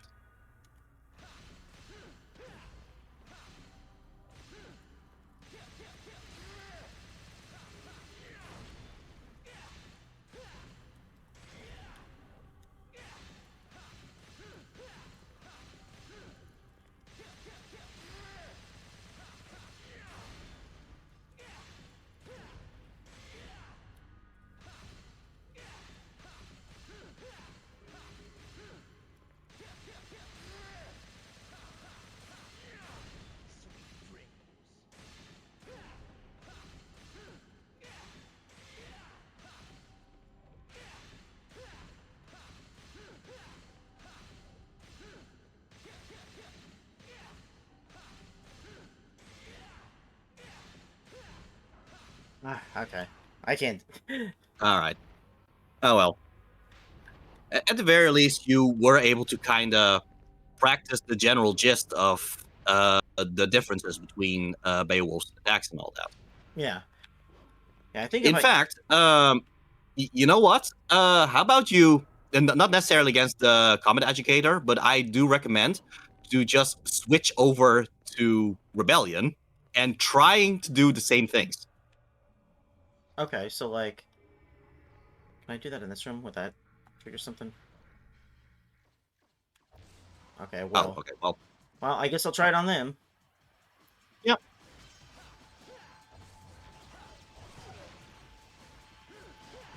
Okay, maybe not. Of course, you kind of have to be in range, of course. Oh, right. You have Swordcaster.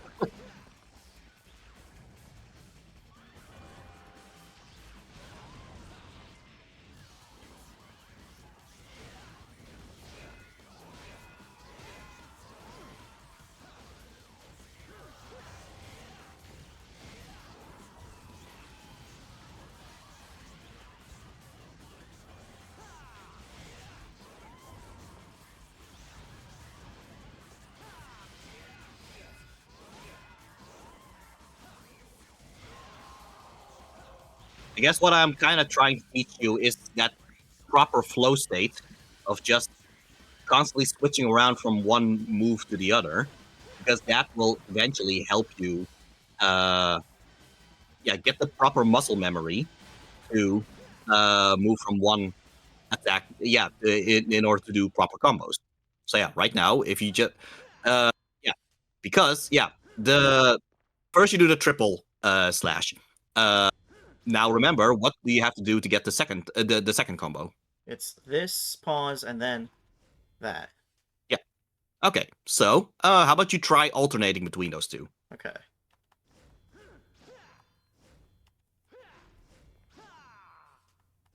Mm-hmm. There.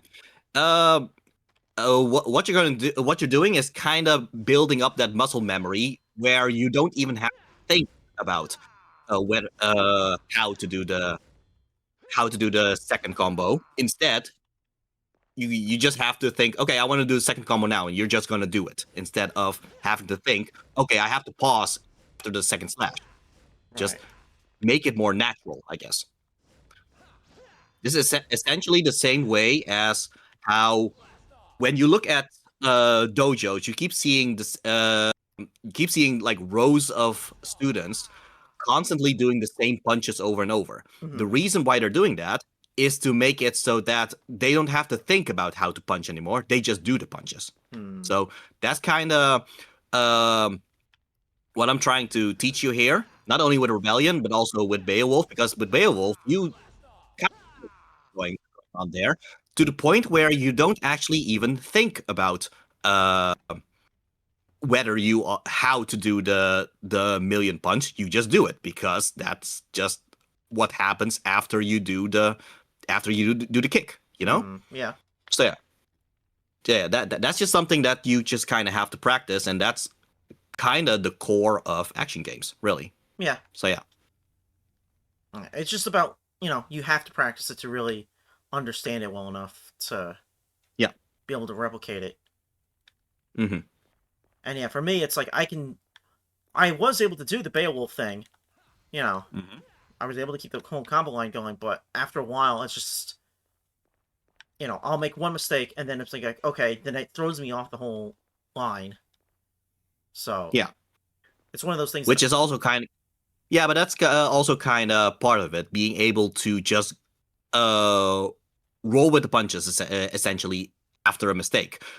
Because, for example, if you try to do the million punches right now.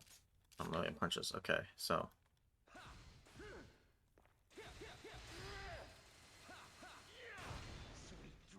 Okay, how about you try not mashing it too much? Just kind of do the multi kick thing, but then don't mash. Just press triangle regularly. Okay.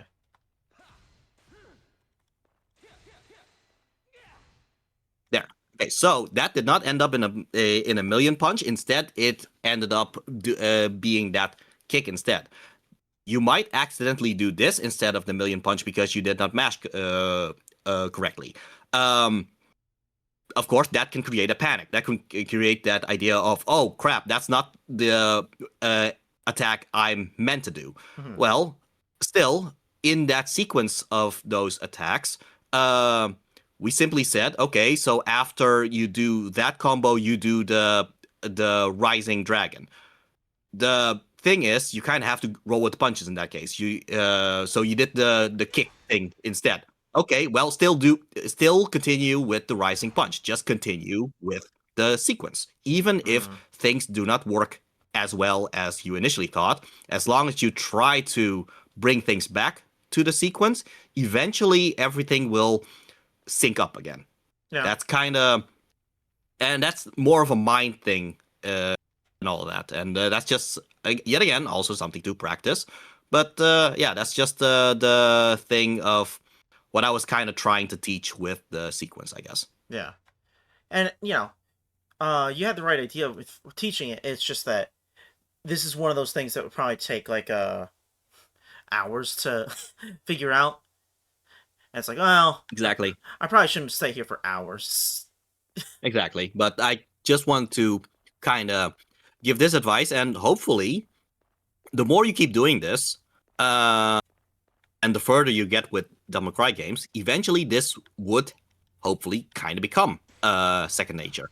Maybe not to the point where you will do combo videos or something, but at the very least, that it becomes more natural for you to remember all of these moves to the point, and you don't no longer have to think about, oh, it should be backwards, right? Oh, no, it should be forward, right? You just do it, you know? Yeah. Well, we'll see. There are still many Devil May Cry games in the future. Exactly. So there enough time for you to keep practicing. Yes. Alright, so... is it this way or upstairs that is plot progression? Upstairs is where you're actually supposed to go. Okay, so then this way is the Azure Garden. It's not much of a garden. Well, no, I guess that got broken, I guess, in the meantime.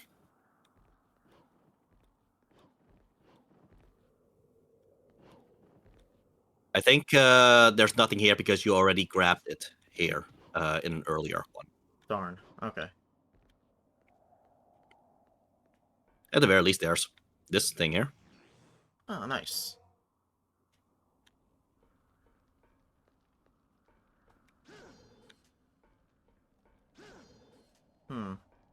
I guess that's it. Okay. Mm-hmm.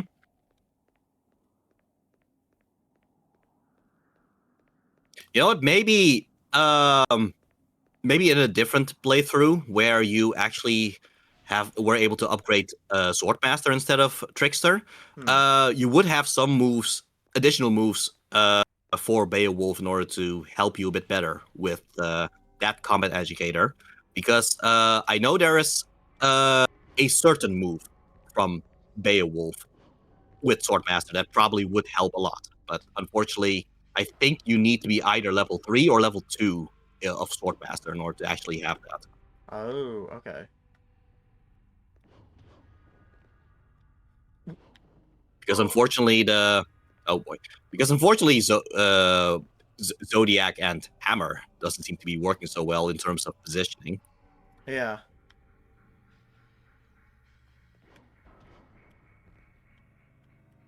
It's one of those things where it's like you can get the what do you call it? The height right for the hammer to hit, but you'd have to consciously think about it, which you know, you're taking away the flow. Yeah.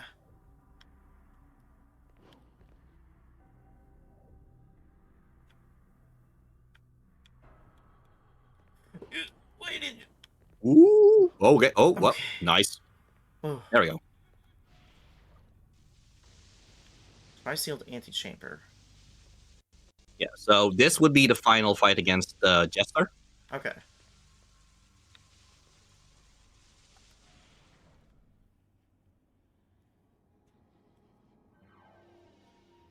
The first fight against Jester is the only one that you have to do. The second and third ones are optional. Okay.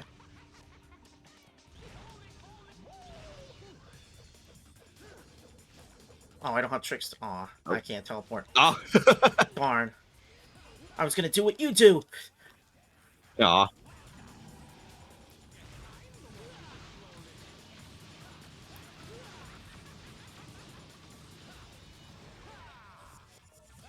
He talks about the swollen head, but there's no swollen head yet.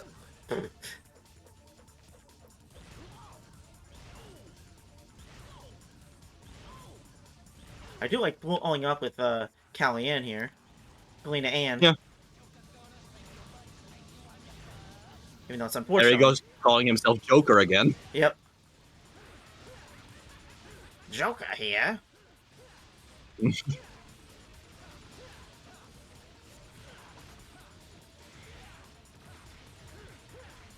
I wonder if Arkham is just kind of getting his names mixed up.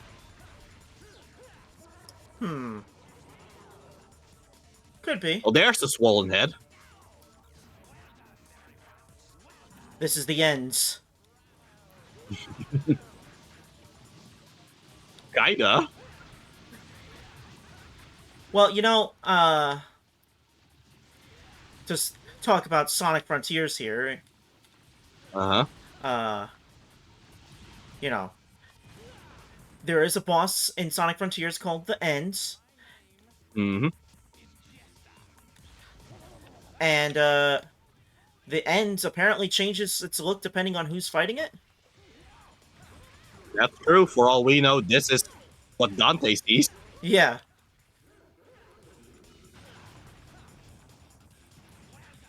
That's something for you Sonic Frontiers modders to consider. I mean, yeah, I'm pretty sure this model should be ripped at this point. So, yeah, it is easy to just grab this model if they want to. Yeah.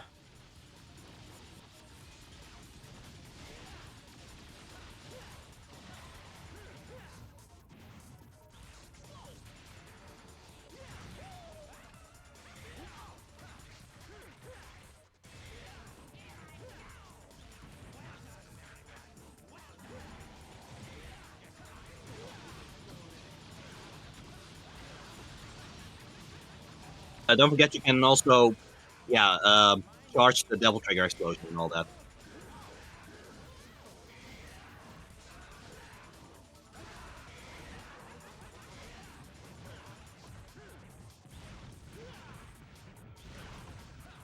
Oh my gosh.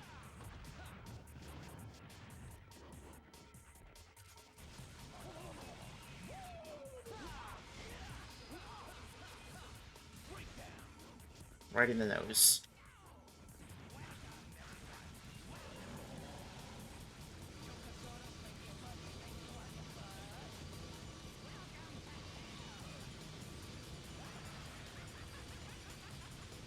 I just like that the hands can't. Turns out that that's the power of a walk, I guess. Yep.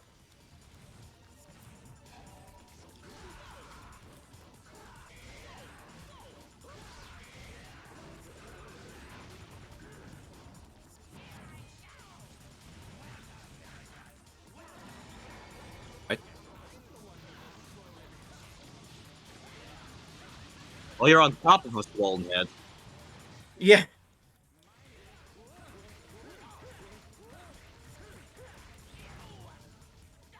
There we go. And I got the win with Kalina Ann. Yep. Nice. Hmm. Fitting. Yeah.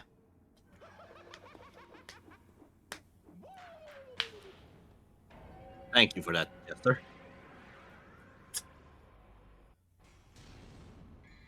Hey, oh, Hooray. nice. All right. Okay, in that case, let's see what additional attack we got for Beowulf. Sword Pierce, and Crystal. Hold down R1 and press O while holding forward on the left analog stick. Yeah. Okay. Okay. First of all, get those red orbs. Okay. Let's see. I think you have to press was this one of the directional paths? One of the directional buttons. I think that should give you something. Oh. No, that's the map. Okay. So I don't know which direction you just pushed. Oh, okay. Style. Click style or choose style. I believe. Yeah. Okay. Yeah. Okay. Yeah. Switch to Swordmaster. Okay. Okay. So yeah, that would be prop shredder. Yeah. Keep going down until you reach Beowulf. Okay. That would be Cerberus. Yeah. Okay. Slash crazy roll. Okay. So Zodiac. Okay. Zodiac and the hammer. That we already got. Well, what do we got in addition? Okay. Yeah. That we already got. I think we got one additional attack after hammer. Okay. That would be Volcano. Volcano. Okay, so that's at least something. This is not the attack that I had in mind, but it's at least one additional attack that probably will do a better job hitting the thing. Still, I don't know if this could really help that much. It's a different one. Like this one is holding lock on forward and circle. The other one that I have in mind is in fact a lock on backwards and circle, which is another uppercut, but it's a different uppercut, which also might be a little bit slow, but it will do a lot of damage as well as give you a lot of style points if you actually hit with it. And that's the thing. The combat educator doesn't dodge, so you essentially have all the time in order to do that attack. But I guess that's a level 3 Swordmaster move rather than a level 2. So yeah. Okay. So that move. Yeah.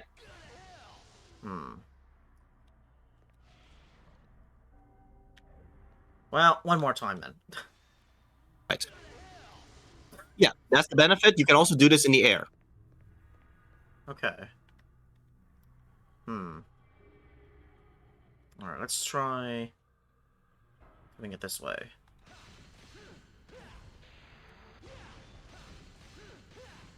Alright, hold on, wait.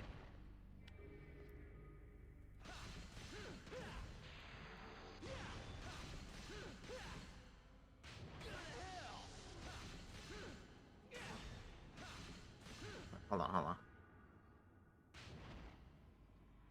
Okay.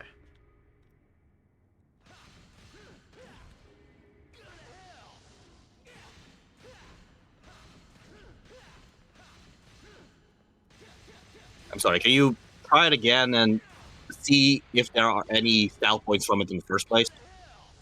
It doesn't seem like it. No, it doesn't. That's very weird that all these Swordmaster moves of Beowulf don't do anything. I think it's this statue specifically. Yeah. Because I feel like I Odd. did see it happen when I did it on Joker or Jester. Yeah. Arkham. Yeah.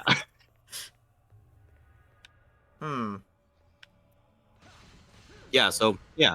This is an odd work of this combat educator in particular. Yeah. They must not want you to do that for some reason, but I don't know why. Mm-hmm.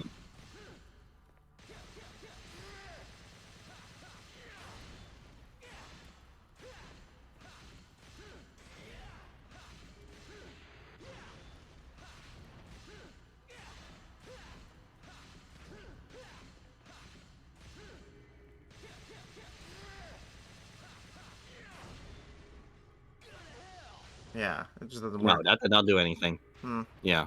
Okay. Oh, well, that's unfortunate. Yeah. Oh, well. At least we tried. Yeah. It's funny, I really thought that the Nevin one would have been the one that you would have the most trouble with, but you actually got that one pretty quickly, all things considered. Yeah.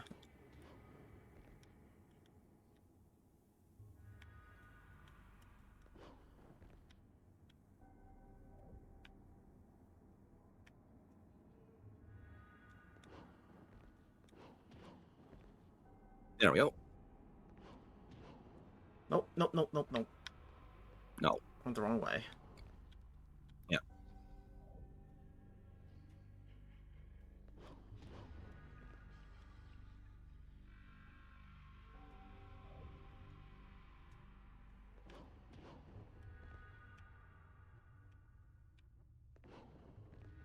Let's try this way.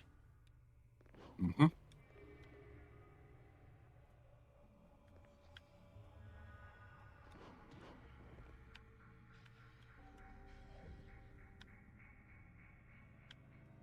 You know, if you think this is bad, there is actually a secret mission that is essentially this entire thing, but on steroids. So, Oh boy.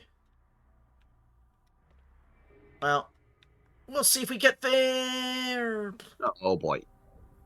Well, we went on something, but I don't think it's gonna help me much. Hmm. There's a lot to not like in this room. Yeah.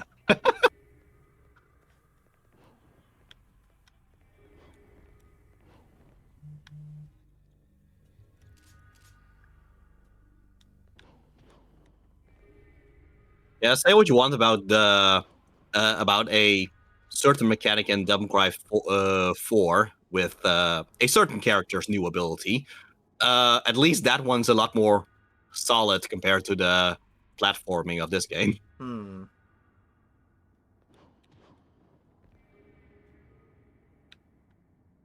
Bye. You. Ooh boy, there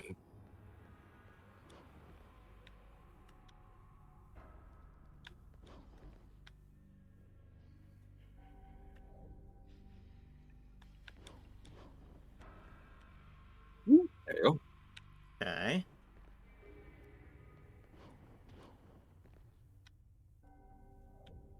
You know, I had a bad feeling when I did it the first try that I was gonna be a lot more difficult every other try. Yeah, it's always that fluke kind of thing. Yep.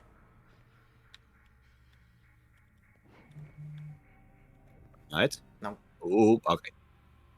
Well, you might as well just wait for that one. I think that one. Okay. Ooh, dang. No. By the time you said it, it was I like, oh, think the I'm already block. in the air. Yeah. Yeah, I think the block that kind of rotates, that might still be the best way to get up there, if only because it actually brings you high enough for you to just double jump your way to the platform. Yeah. I think you're right.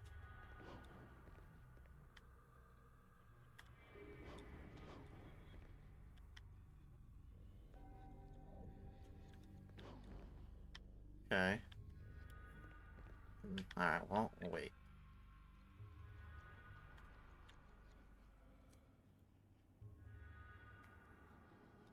You know, there's a lot of people out there that complain about block puzzles. Let me introduce you to block platforming. Yep. What?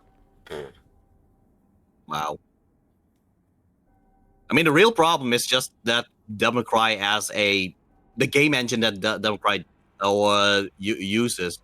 It's more so for the combat rather than the platforming. It's just Right. not what it's made for. Because I feel like if you were to play, I don't know, Mario from Mario 64, this would not be that terrible. Ooh, oh, ooh, dang, I forgot I don't have Swordmaster or Trickster.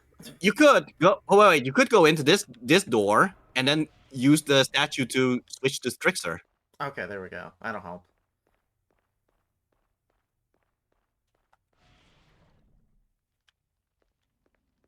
Okay. At least we were able to level up Swordmaster once. Yeah.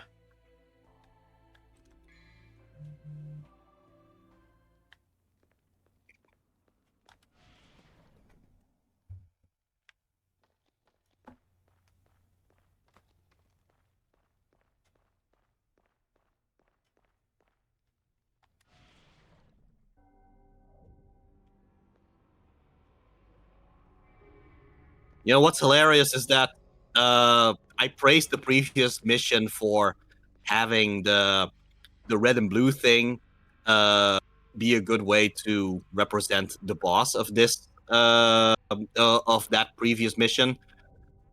This one has nothing to do with the with the upcoming boss, really.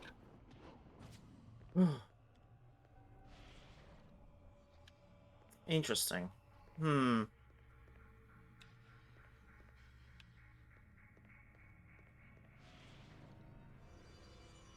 Like, really, I know what the boss is going to be, and I'm trying to figure out how is this mission meant to kind of represent that boss. But genuinely, I do not know. I think it's I think this is just something that they just did not really think much about, really. They're just like, whatever. Yeah. Sometimes you just do that in video games. You're just like, whatever. It's cool. Yeah. It's fun. Don't worry about it. Yeah.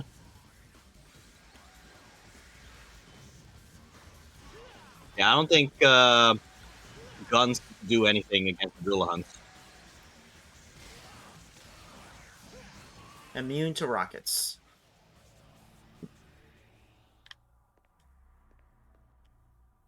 Damaged. Fine. Trial. So I guess it's just, yeah. I guess the it's just the child eternally now. Couldn't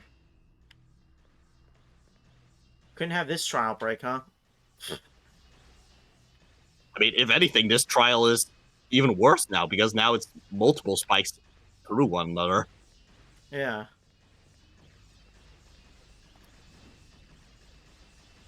Well, at least you can just kind of dash through it with the right timing. I was hoping I could teleport through it, but it didn't go by fast enough. Yeah.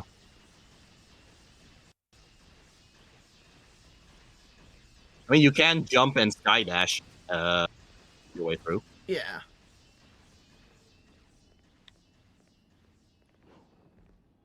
Okay.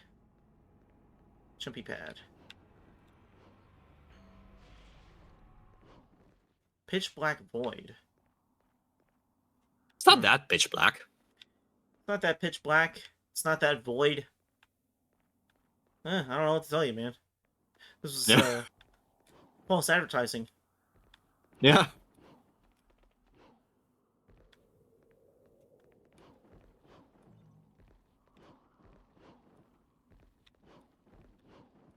You can still do a wall run after the wall jump, so there we go. Might help.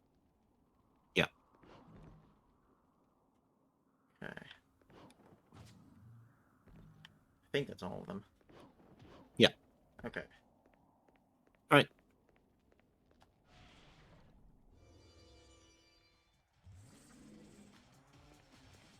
Oh, hello. Yeah.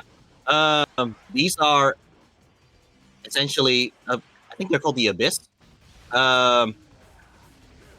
They are essentially the strongest normal enemies, or at least the strongest, the strongest of the sin enemies, I guess. Even though Abyss is not a sin, but it's essentially the strongest versions of the first enemies that you fight. Okay.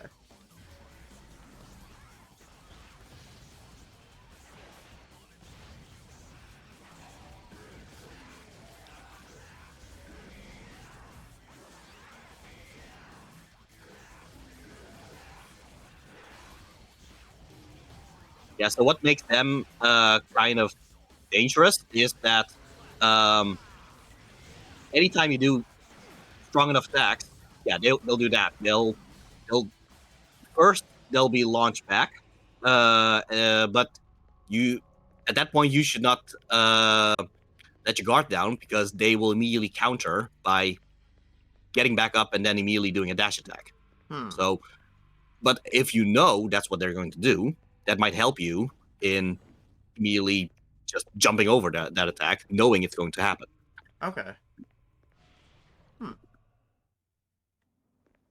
Moonlight Mile. Wow, we're back here already. Yeah.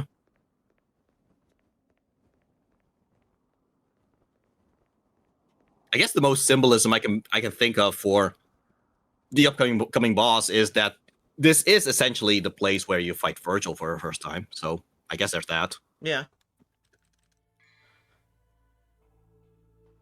Alright, so Rebellion is done.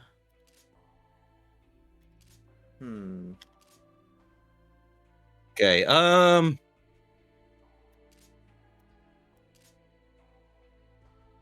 Okay, for this next boss, I do recommend Beowulf, actually. Okay. But in terms of Beowulf, you do essentially have all the necessary moves anyway. Yeah. So I'll just give it to, well, I can't give it to that one, but I'll give it to this. Okay. Okay, so the thing with Bat Rift level 2 is that Bat Rift on its own already is a single uppercut. In this case, level 2 allows you to hold triangle afterwards for Dante to do an additional summoning of bats afterwards. Ah, okay.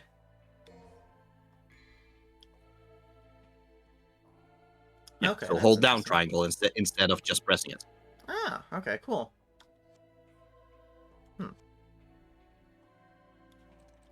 But yeah, unfortunately for Nevin, yet again, this next boss actually it's better to use Beowulf because Beowulf has elemental power over it.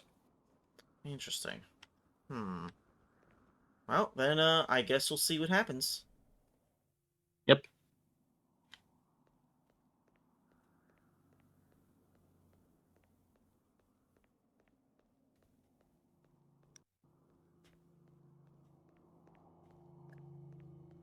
Oh. I wasn't there before. Oh, well.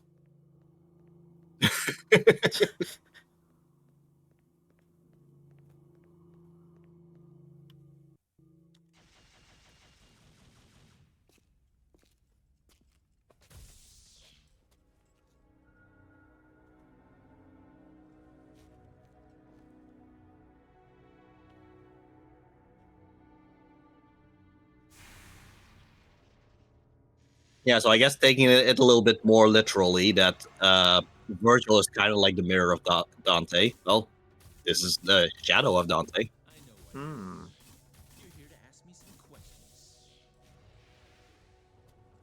Well, too bad. I've already answered them myself. I don't need you anymore.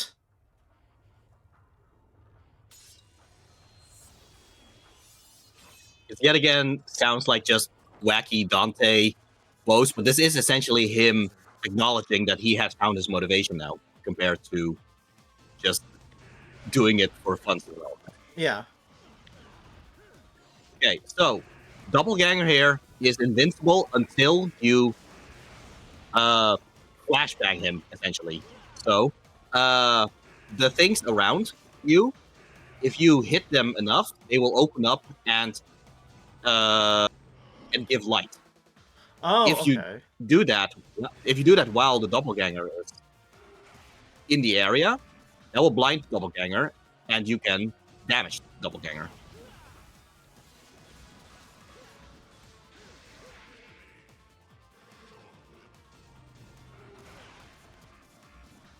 Dang. I might as well just continue since, yeah. Like, continuing, you will still have full health and all that. So, yeah.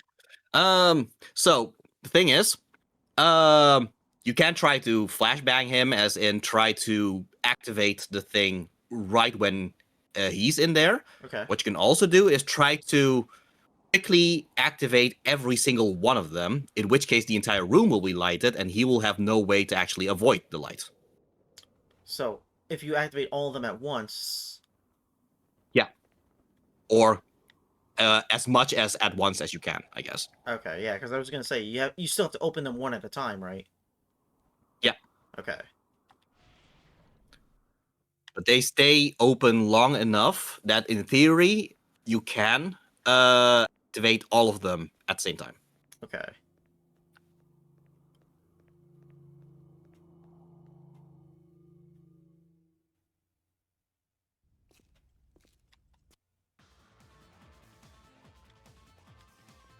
Oh, so this one's already open. Yeah. well, that's surprising. Yeah, so using Beowulf against him while he is stunned like that will do additional damage because Beowulf has elemental strength over it. Ah, okay. Yeah, you see the additional white flashes that appear as a result of hitting him.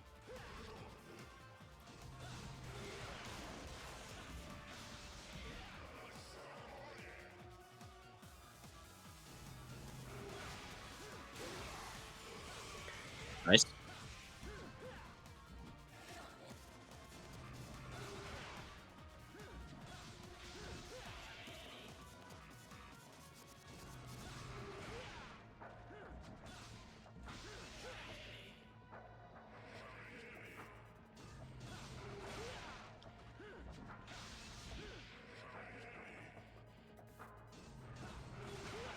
Oh, we almost... Nice. There we go. Yep. Oh my gosh.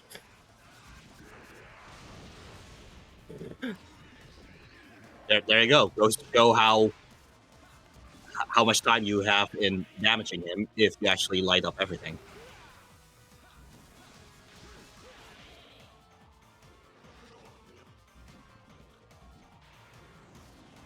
Okay, from here on out, he's gonna try to do these attacks in order to turn them back off. Yeah, instead. He's gonna try. Yeah. But, didn't go too well for him. Yep.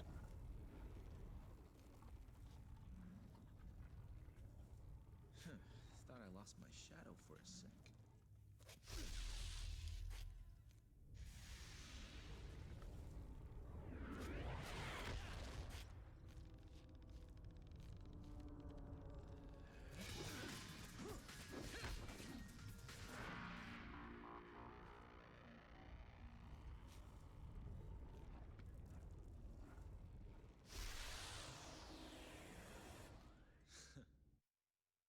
And just like Quicksilver, this style is something that Dante just doesn't use anymore after this for some reason. Huh. Okay.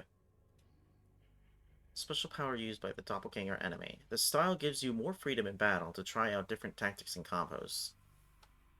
It's interesting to describe that. You just essentially have a secondary Dante that fights alongside you. He just does whatever moves you do.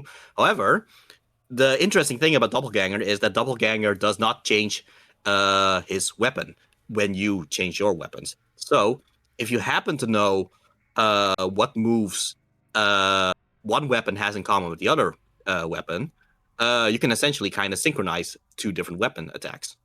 For example, both Beowulf and Rebellion have a lock-on forward triangle attack. They will do slightly different things. Like one is a stinger and one is a straight. Still, it is a little difference that allows combo players to kind of vary things up that way. Interesting. Well, I wonder if the reason Dante never uses Doppelganger again is because he already doesn't like it. Look at his face. That's true. He's just like, That's very true. I don't like this guy. Yeah. I don't like Dante. But you're Dante. Alright, well, I guess we have to find a It is funny that the light's still on. Yeah. Turn on. Oh, now it goes instantly. Yeah, why didn't you do that before? Yeah.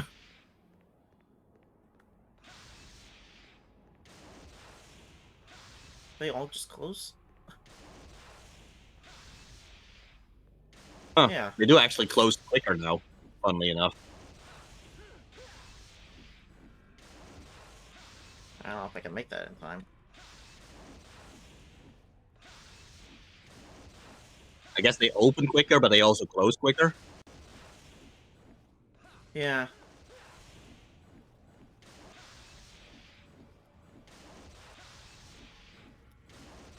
Now, whatever. Mm-hmm. It's interesting. Yeah. But yeah, Doppelganger, just like Quicksilver, you do not level up Doppelganger.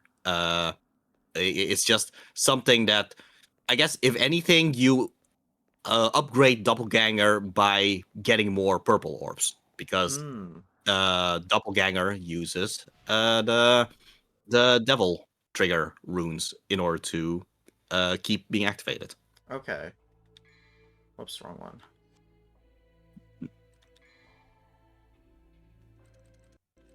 Doppelganger. Yeah. Huh. Initiate a dimensional light lift, causing a second shadow version of yourself to appear. Okay. Well, just to see what it's like. Yep. Funnily enough, Dante actually does change into his devil trigger form whenever you do this. Okay. But you said it does. Of course, you did not. Hmm? You said you do need devil trigger in order to use it. Yeah, so your devil trigger just ran out. So yeah. Okay.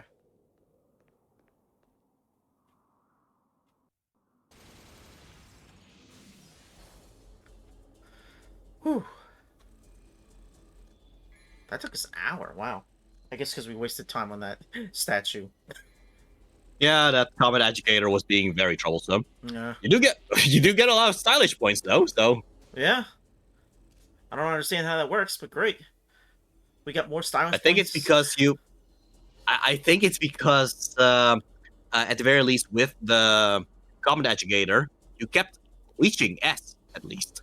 So so that at least is something that it registers as, okay, you got the S rank this time.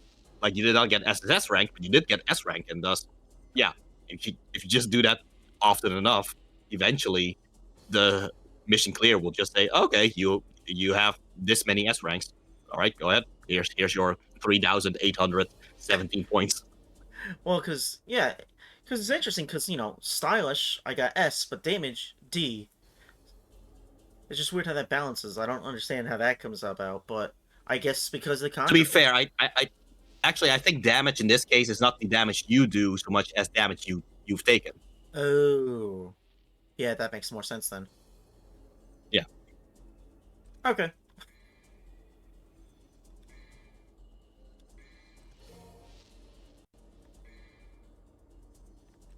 All right, let us proceed. All right then.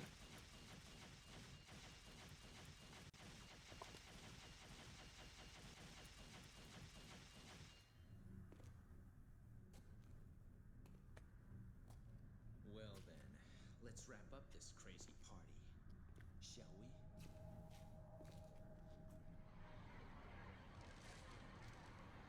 Gotta clean up the mess Father left behind.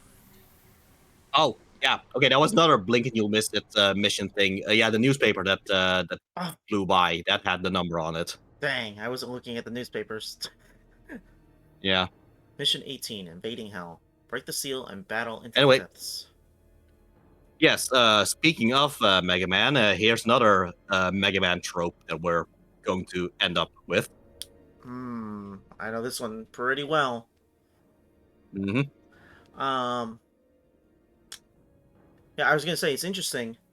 First off, Dante's like, all right, I got to clean up my dad's mess, and I'm just thinking that Sparta would be like, it wasn't my fault. I mean, Virgil. when you really think about it, it is Virgil doing this, and Virgil is born because of Sparta. So technically, it is Sparta's fault. Okay, yeah. All right, fair enough. If you want to be very pedantic about it. And then secondly, so we're going into hell, but we rose upward, which is usually not the way that it's portrayed in media. That's true. Usually it's portrayed as going down. Yeah.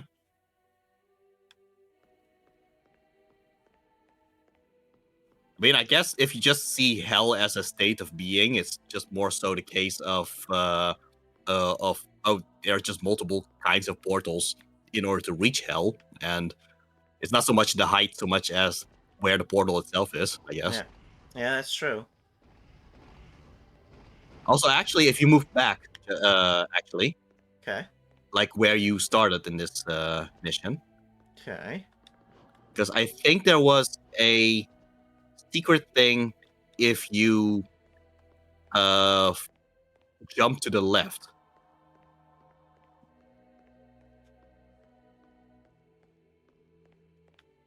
Oh no, not there. Okay, well, you can just go back in there, Oh, you can leave hell at any time. I guess. Anyway, just here to the left. Yeah, I think if you just jump over it. Okay, maybe one of the other holes. Just any of these holes, one of them will allow you to jump past, if I remember correctly. Okay.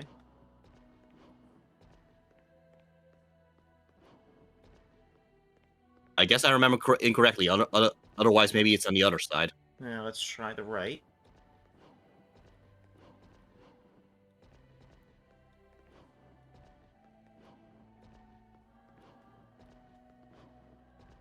Okay, either that or it's actually a little bit later in this mission then. Okay. I thought the camera is moving. No, okay. I think it's a bit later in the mission then. Okay. Wait, was that? Nah, I was just... Okay. Alright. Okay. Yeah.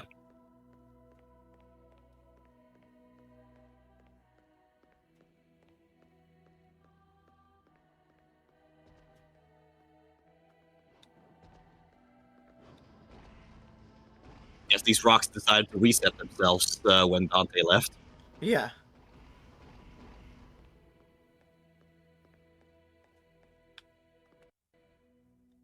So we've been playing with a lot of chess pieces lately.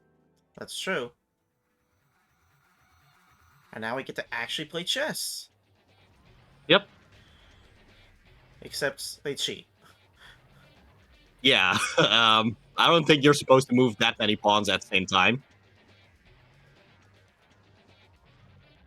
Okay, the thing is here, if the pawns actually do reach the other side, they will actually transform.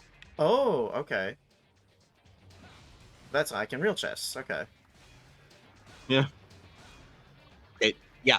If they are dark, they are invincible. So it's only if they are light when you can actually damage them. Okay.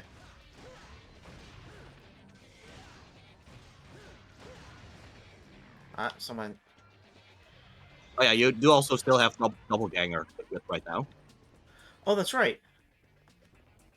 But I have to do that. Okay. Yeah, doubles the damage that way.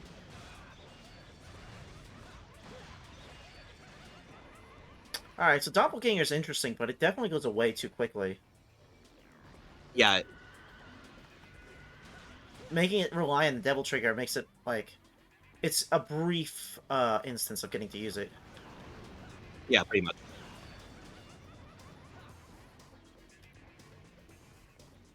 I mean, I guess that's kind of the fun part if you actually unlock Super Dante, in which case you could just always have doppelganger. Yeah.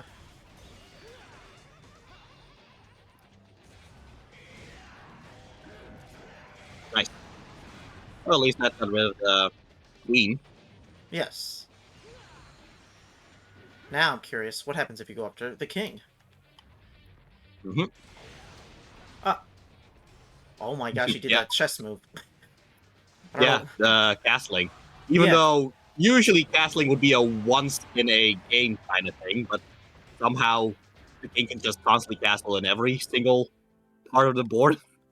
He really likes to cheat. Yep.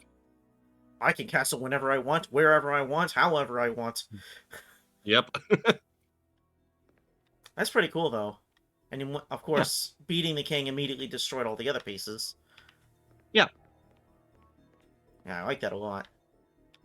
Mm-hmm. We need to get a Dante All right, Devil May Cry themed chess set. Yeah. Oh, maybe I just misremembered from a different Devil May Cry game then, because yeah, I guess the moving to the left thing was maybe Devil May Cry 1 instead. Okay.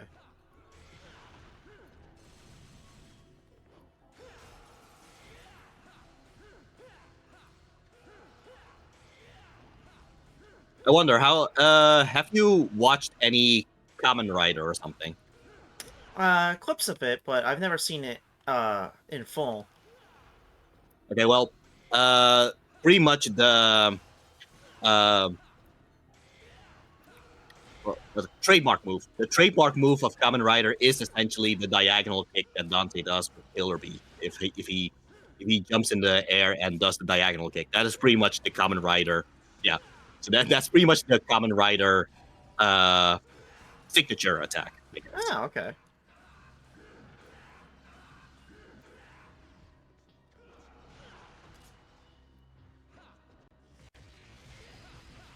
Well, Kamen Rider's been around for a long time, so it could be an inspiration. Mm-hmm. Yeah.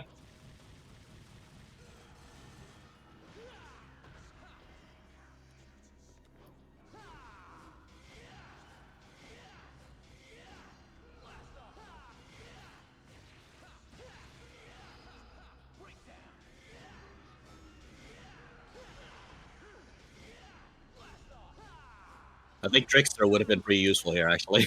Yeah. Yeah, I like the idea of Doppelganger, but I think that it's a little too limited to be really useful. Yeah. Um, Of course, they're not helping by being in the supposed walls, I guess. yes. Now, All right, that's one. I don't remember for sure, but there's at a certain point kind of like a two-player mode that you can Yes, potentially do. indeed. Yes. Does that work for Doppelganger as well? Yes, if you have a second controller and you I think it's left here. Yeah, in fact. Left here. Okay. Yeah. So over the foot, I guess. Over the foot and Keep through going the woods. up a little bit. Oh, Maybe there jump. we go. Maybe there we go. Yeah, but yeah, if you press start with the second player controller while Doppelganger is on, the second player can play as Doppelganger. Okay. And a similar thing will also happen in the next mission, in fact. Yes. Yeah, that one I knew about, and Doppelganger I had a feeling, but I didn't know for sure. Yeah. Secret Mission 12. Oh boy, yeah, this is the one I was talking about. Final Ascension. Obtain the Blue Orb Fragment.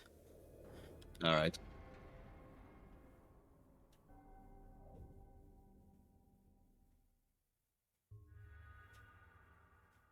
You know what? I might as well just take a little break right now. How about you keep trying this while I be right back, I guess. Yep, go ahead. Mhm. Well, in the meantime, folks, we get to figure out platforming. And not just any platforming. The grandest platforming of all time. For some reason, this platforming kind of reminds me of... I want to say Sonic Adventure 2, but I think Humane brought up... Oh, man. Brought up Mario Galaxy before, which does have similarities, too.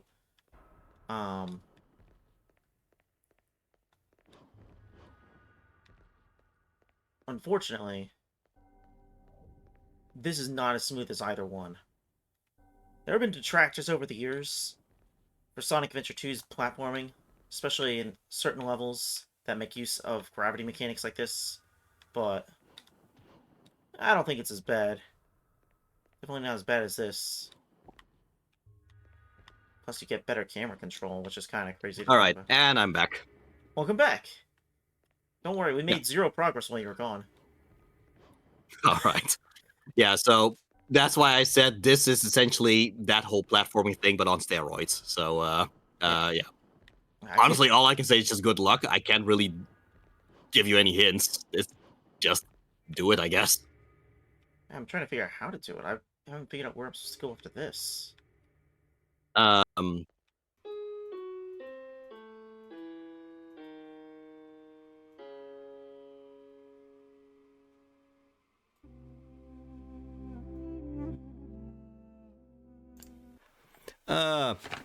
Hello, everybody. Yeah, so unfortunately, there's been some technical issues. Turns out Garland's computer could not handle the awesomeness of Devil May Cry.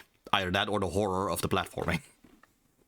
Yeah, definitely the cubes. It's definitely the cubes that screwed, because that's what happened. Yep. The moment we started trying to platform on the cubes, Yep. the whole computer died. Yeah. So with these issues, yeah, we're probably going to have to end the stream here. That said, I did have this a little idea just to have in between and all that, because well, we do have several combo videos. Well, several combos. There's a specific combo video of Devil May Cry 3, which is actually pretty much the one that awakened my interest in Devil May Cry 3's combos and all that.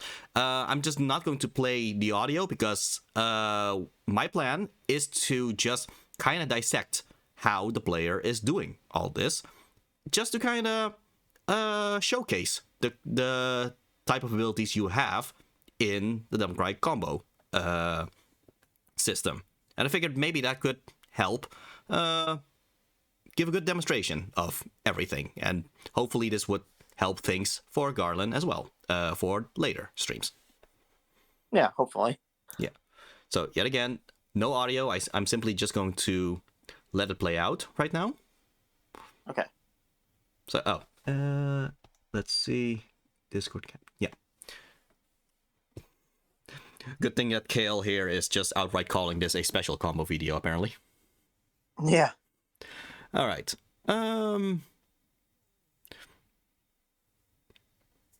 Yeah, the music is also pretty good, but yet again, we are going to constantly pause and all that. Would be kind of annoying to keep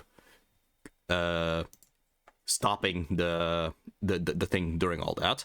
Okay, so it does start with Virgil. Okay, so that's going to be that's a character that we haven't played much with, but yet again, the idea is still there actually, because first he does a combo that starts off with Force Edge, because that is one of Virgil's weapons.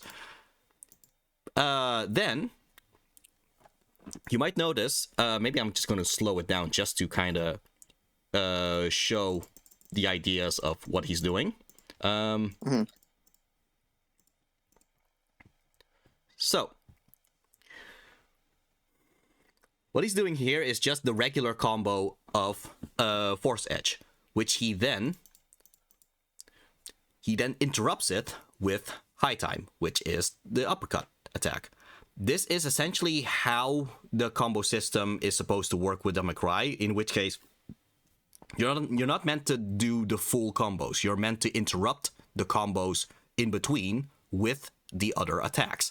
So instead of doing the full combo of the Force Edge, which is just pressing triangle all the time, he just picks the best time to do the uppercut instead, in order to interrupt that combo. Then, with the enemy in the air, because of High Time, because that's the thing, most of the attacks that are lock on back, usually they are the attacks that send enemies in the air. So, even if you are using different weapons, they are usually the same idea, even if they might look a bit different. And this is especially shown here because the next attack he's going to do is in fact the backwards attack of Beowulf, because Virgil's Beowulf, instead of an uppercut, is instead a double kick like this. So it's essentially two uppercuts after one another. One uppercut just to send the enemy in the air with Force Edge, and then the other one in order to reach back the enemy in the air. Okay. What Virgil does now is something called jump canceling.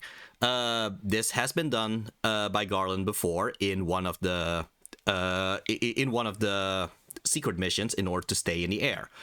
What this player does is essentially the epitome of that, which is to jump cancel, then cancel that jump cancel with a slash, then cancel that slash with a jump cancel, and back and forth. That is how Virgil essentially is just staying in the air constantly.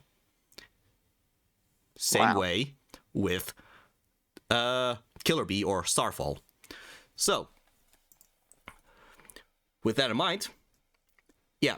So Virgil's version of Killer Bee is called Starfall instead. It is kind of faster.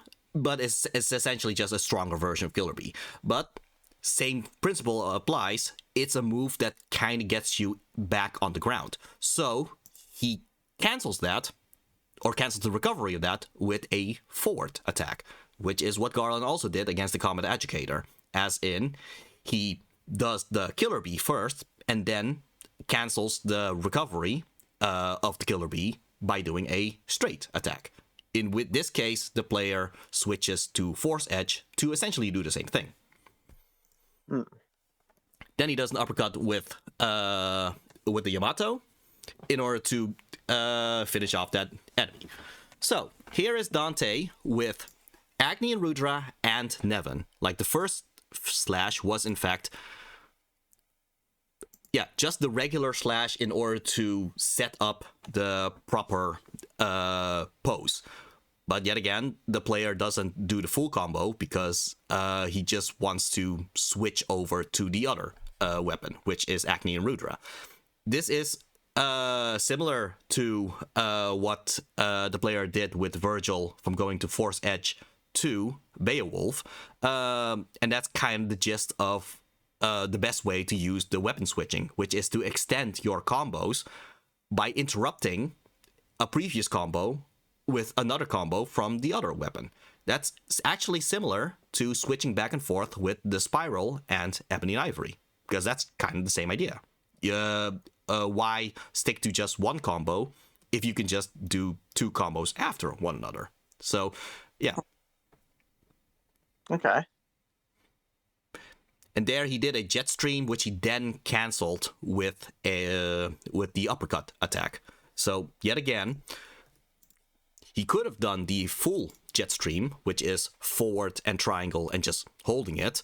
But instead of doing the full combo, he just interrupts that with the uppercut. And wow, that's just a thing that you're just meant to kind of practice with this game. The full combos, they are there so you can kind of end the entire combo, I guess. Whereas if you want to do a proper combo in Devil May Cry, you kind of want to keep interrupting each other attack yet again. So yeah, figured by just slowing things down, it might help give a better understanding of why the player is doing the different things like this. Yeah, it's one of those things where there's so many moves in the game, and there's so many ways to put them together, and when you understand it better, you can find ways to do pretty beautiful methods of attack. Mm-hmm. Keep things string together, keep things flowing, and, raise your combo style up really quick. Yeah.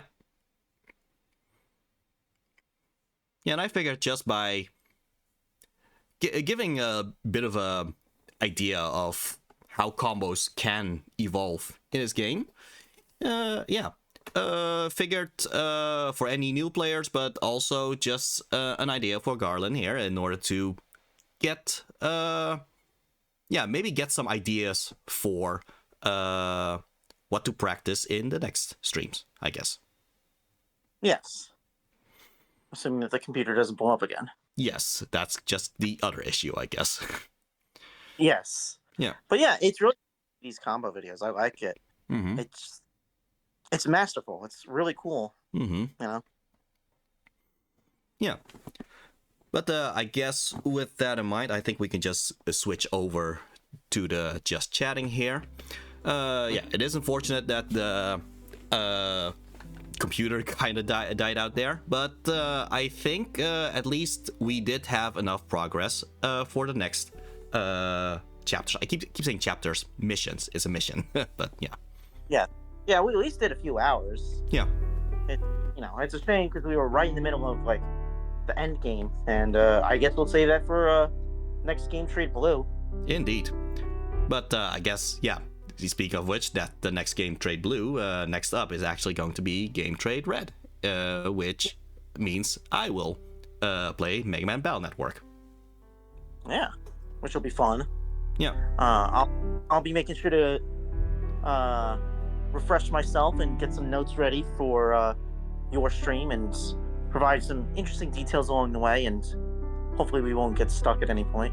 Yeah, so I definitely hope my computer doesn't blow up, but Yeah.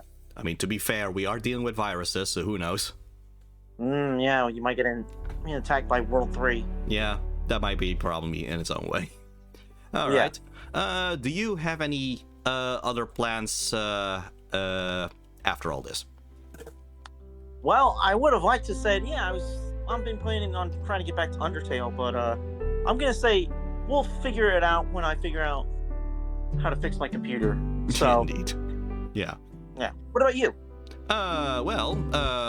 I think ever since the previous game trade, I have been starting doing these things called Ninja Gaiden for beginners. So, if anyone wants to start with Ninja Gaiden but think, oh, it seems a bit too intimidating, that's something I'm trying to disarm, really. Just kind of show how Ninja Gaiden is actually not that threatening of a game, if only because it's mostly a lack of knowledge rather than a lack of skill that prevents people from actually completing Ninja Gaiden. And yeah, that's kind of my goal, just to kind of disarm that threatening aura of the franchise, because really, if you know how to properly play the games, it can be very rewarding to actually learn everything. So yeah, that's just my general gist of Ninja Gaiden for beginners. As for Sunday, well, so on the Sunday streams, I just completed Fatal Frame 2, the new remake, which, yeah, it was a lot of fun. But I think we need a bit more. We need something a little bit more happy, I guess, after the depressing endings of Fatal Frame. So, funnily enough, Lan has his birthday next Sunday, and I don't know if I can somehow weasel myself in there, but Kotaro seems to be planning something. So who knows if either me or Garland here can be there. I'll try to be. I'm curious to see what Kotaro's gonna steal and do for you. Yes, and yet again, I will try myself in order to weasel myself in there. We'll see how far we can get against Kotaro there. Yes, what he allows you to do. Yeah, we'll see. I mean, in theory, I'm supposed to be the boss, but we'll see what happens in practice. He's got quite the unique contract that you signed with him. Yeah, well, whatever it takes so he won't do this to everybody else, I guess. Yeah, exactly. All right. So, yeah, with that in mind, do you have anything else to say before we end the stream? I think we're all set here. Go ahead. All right, then, with that, remember, if you strive to be better than your enemies, be better for your friends, and be better than yourself. Take care, and see ya. Farewell.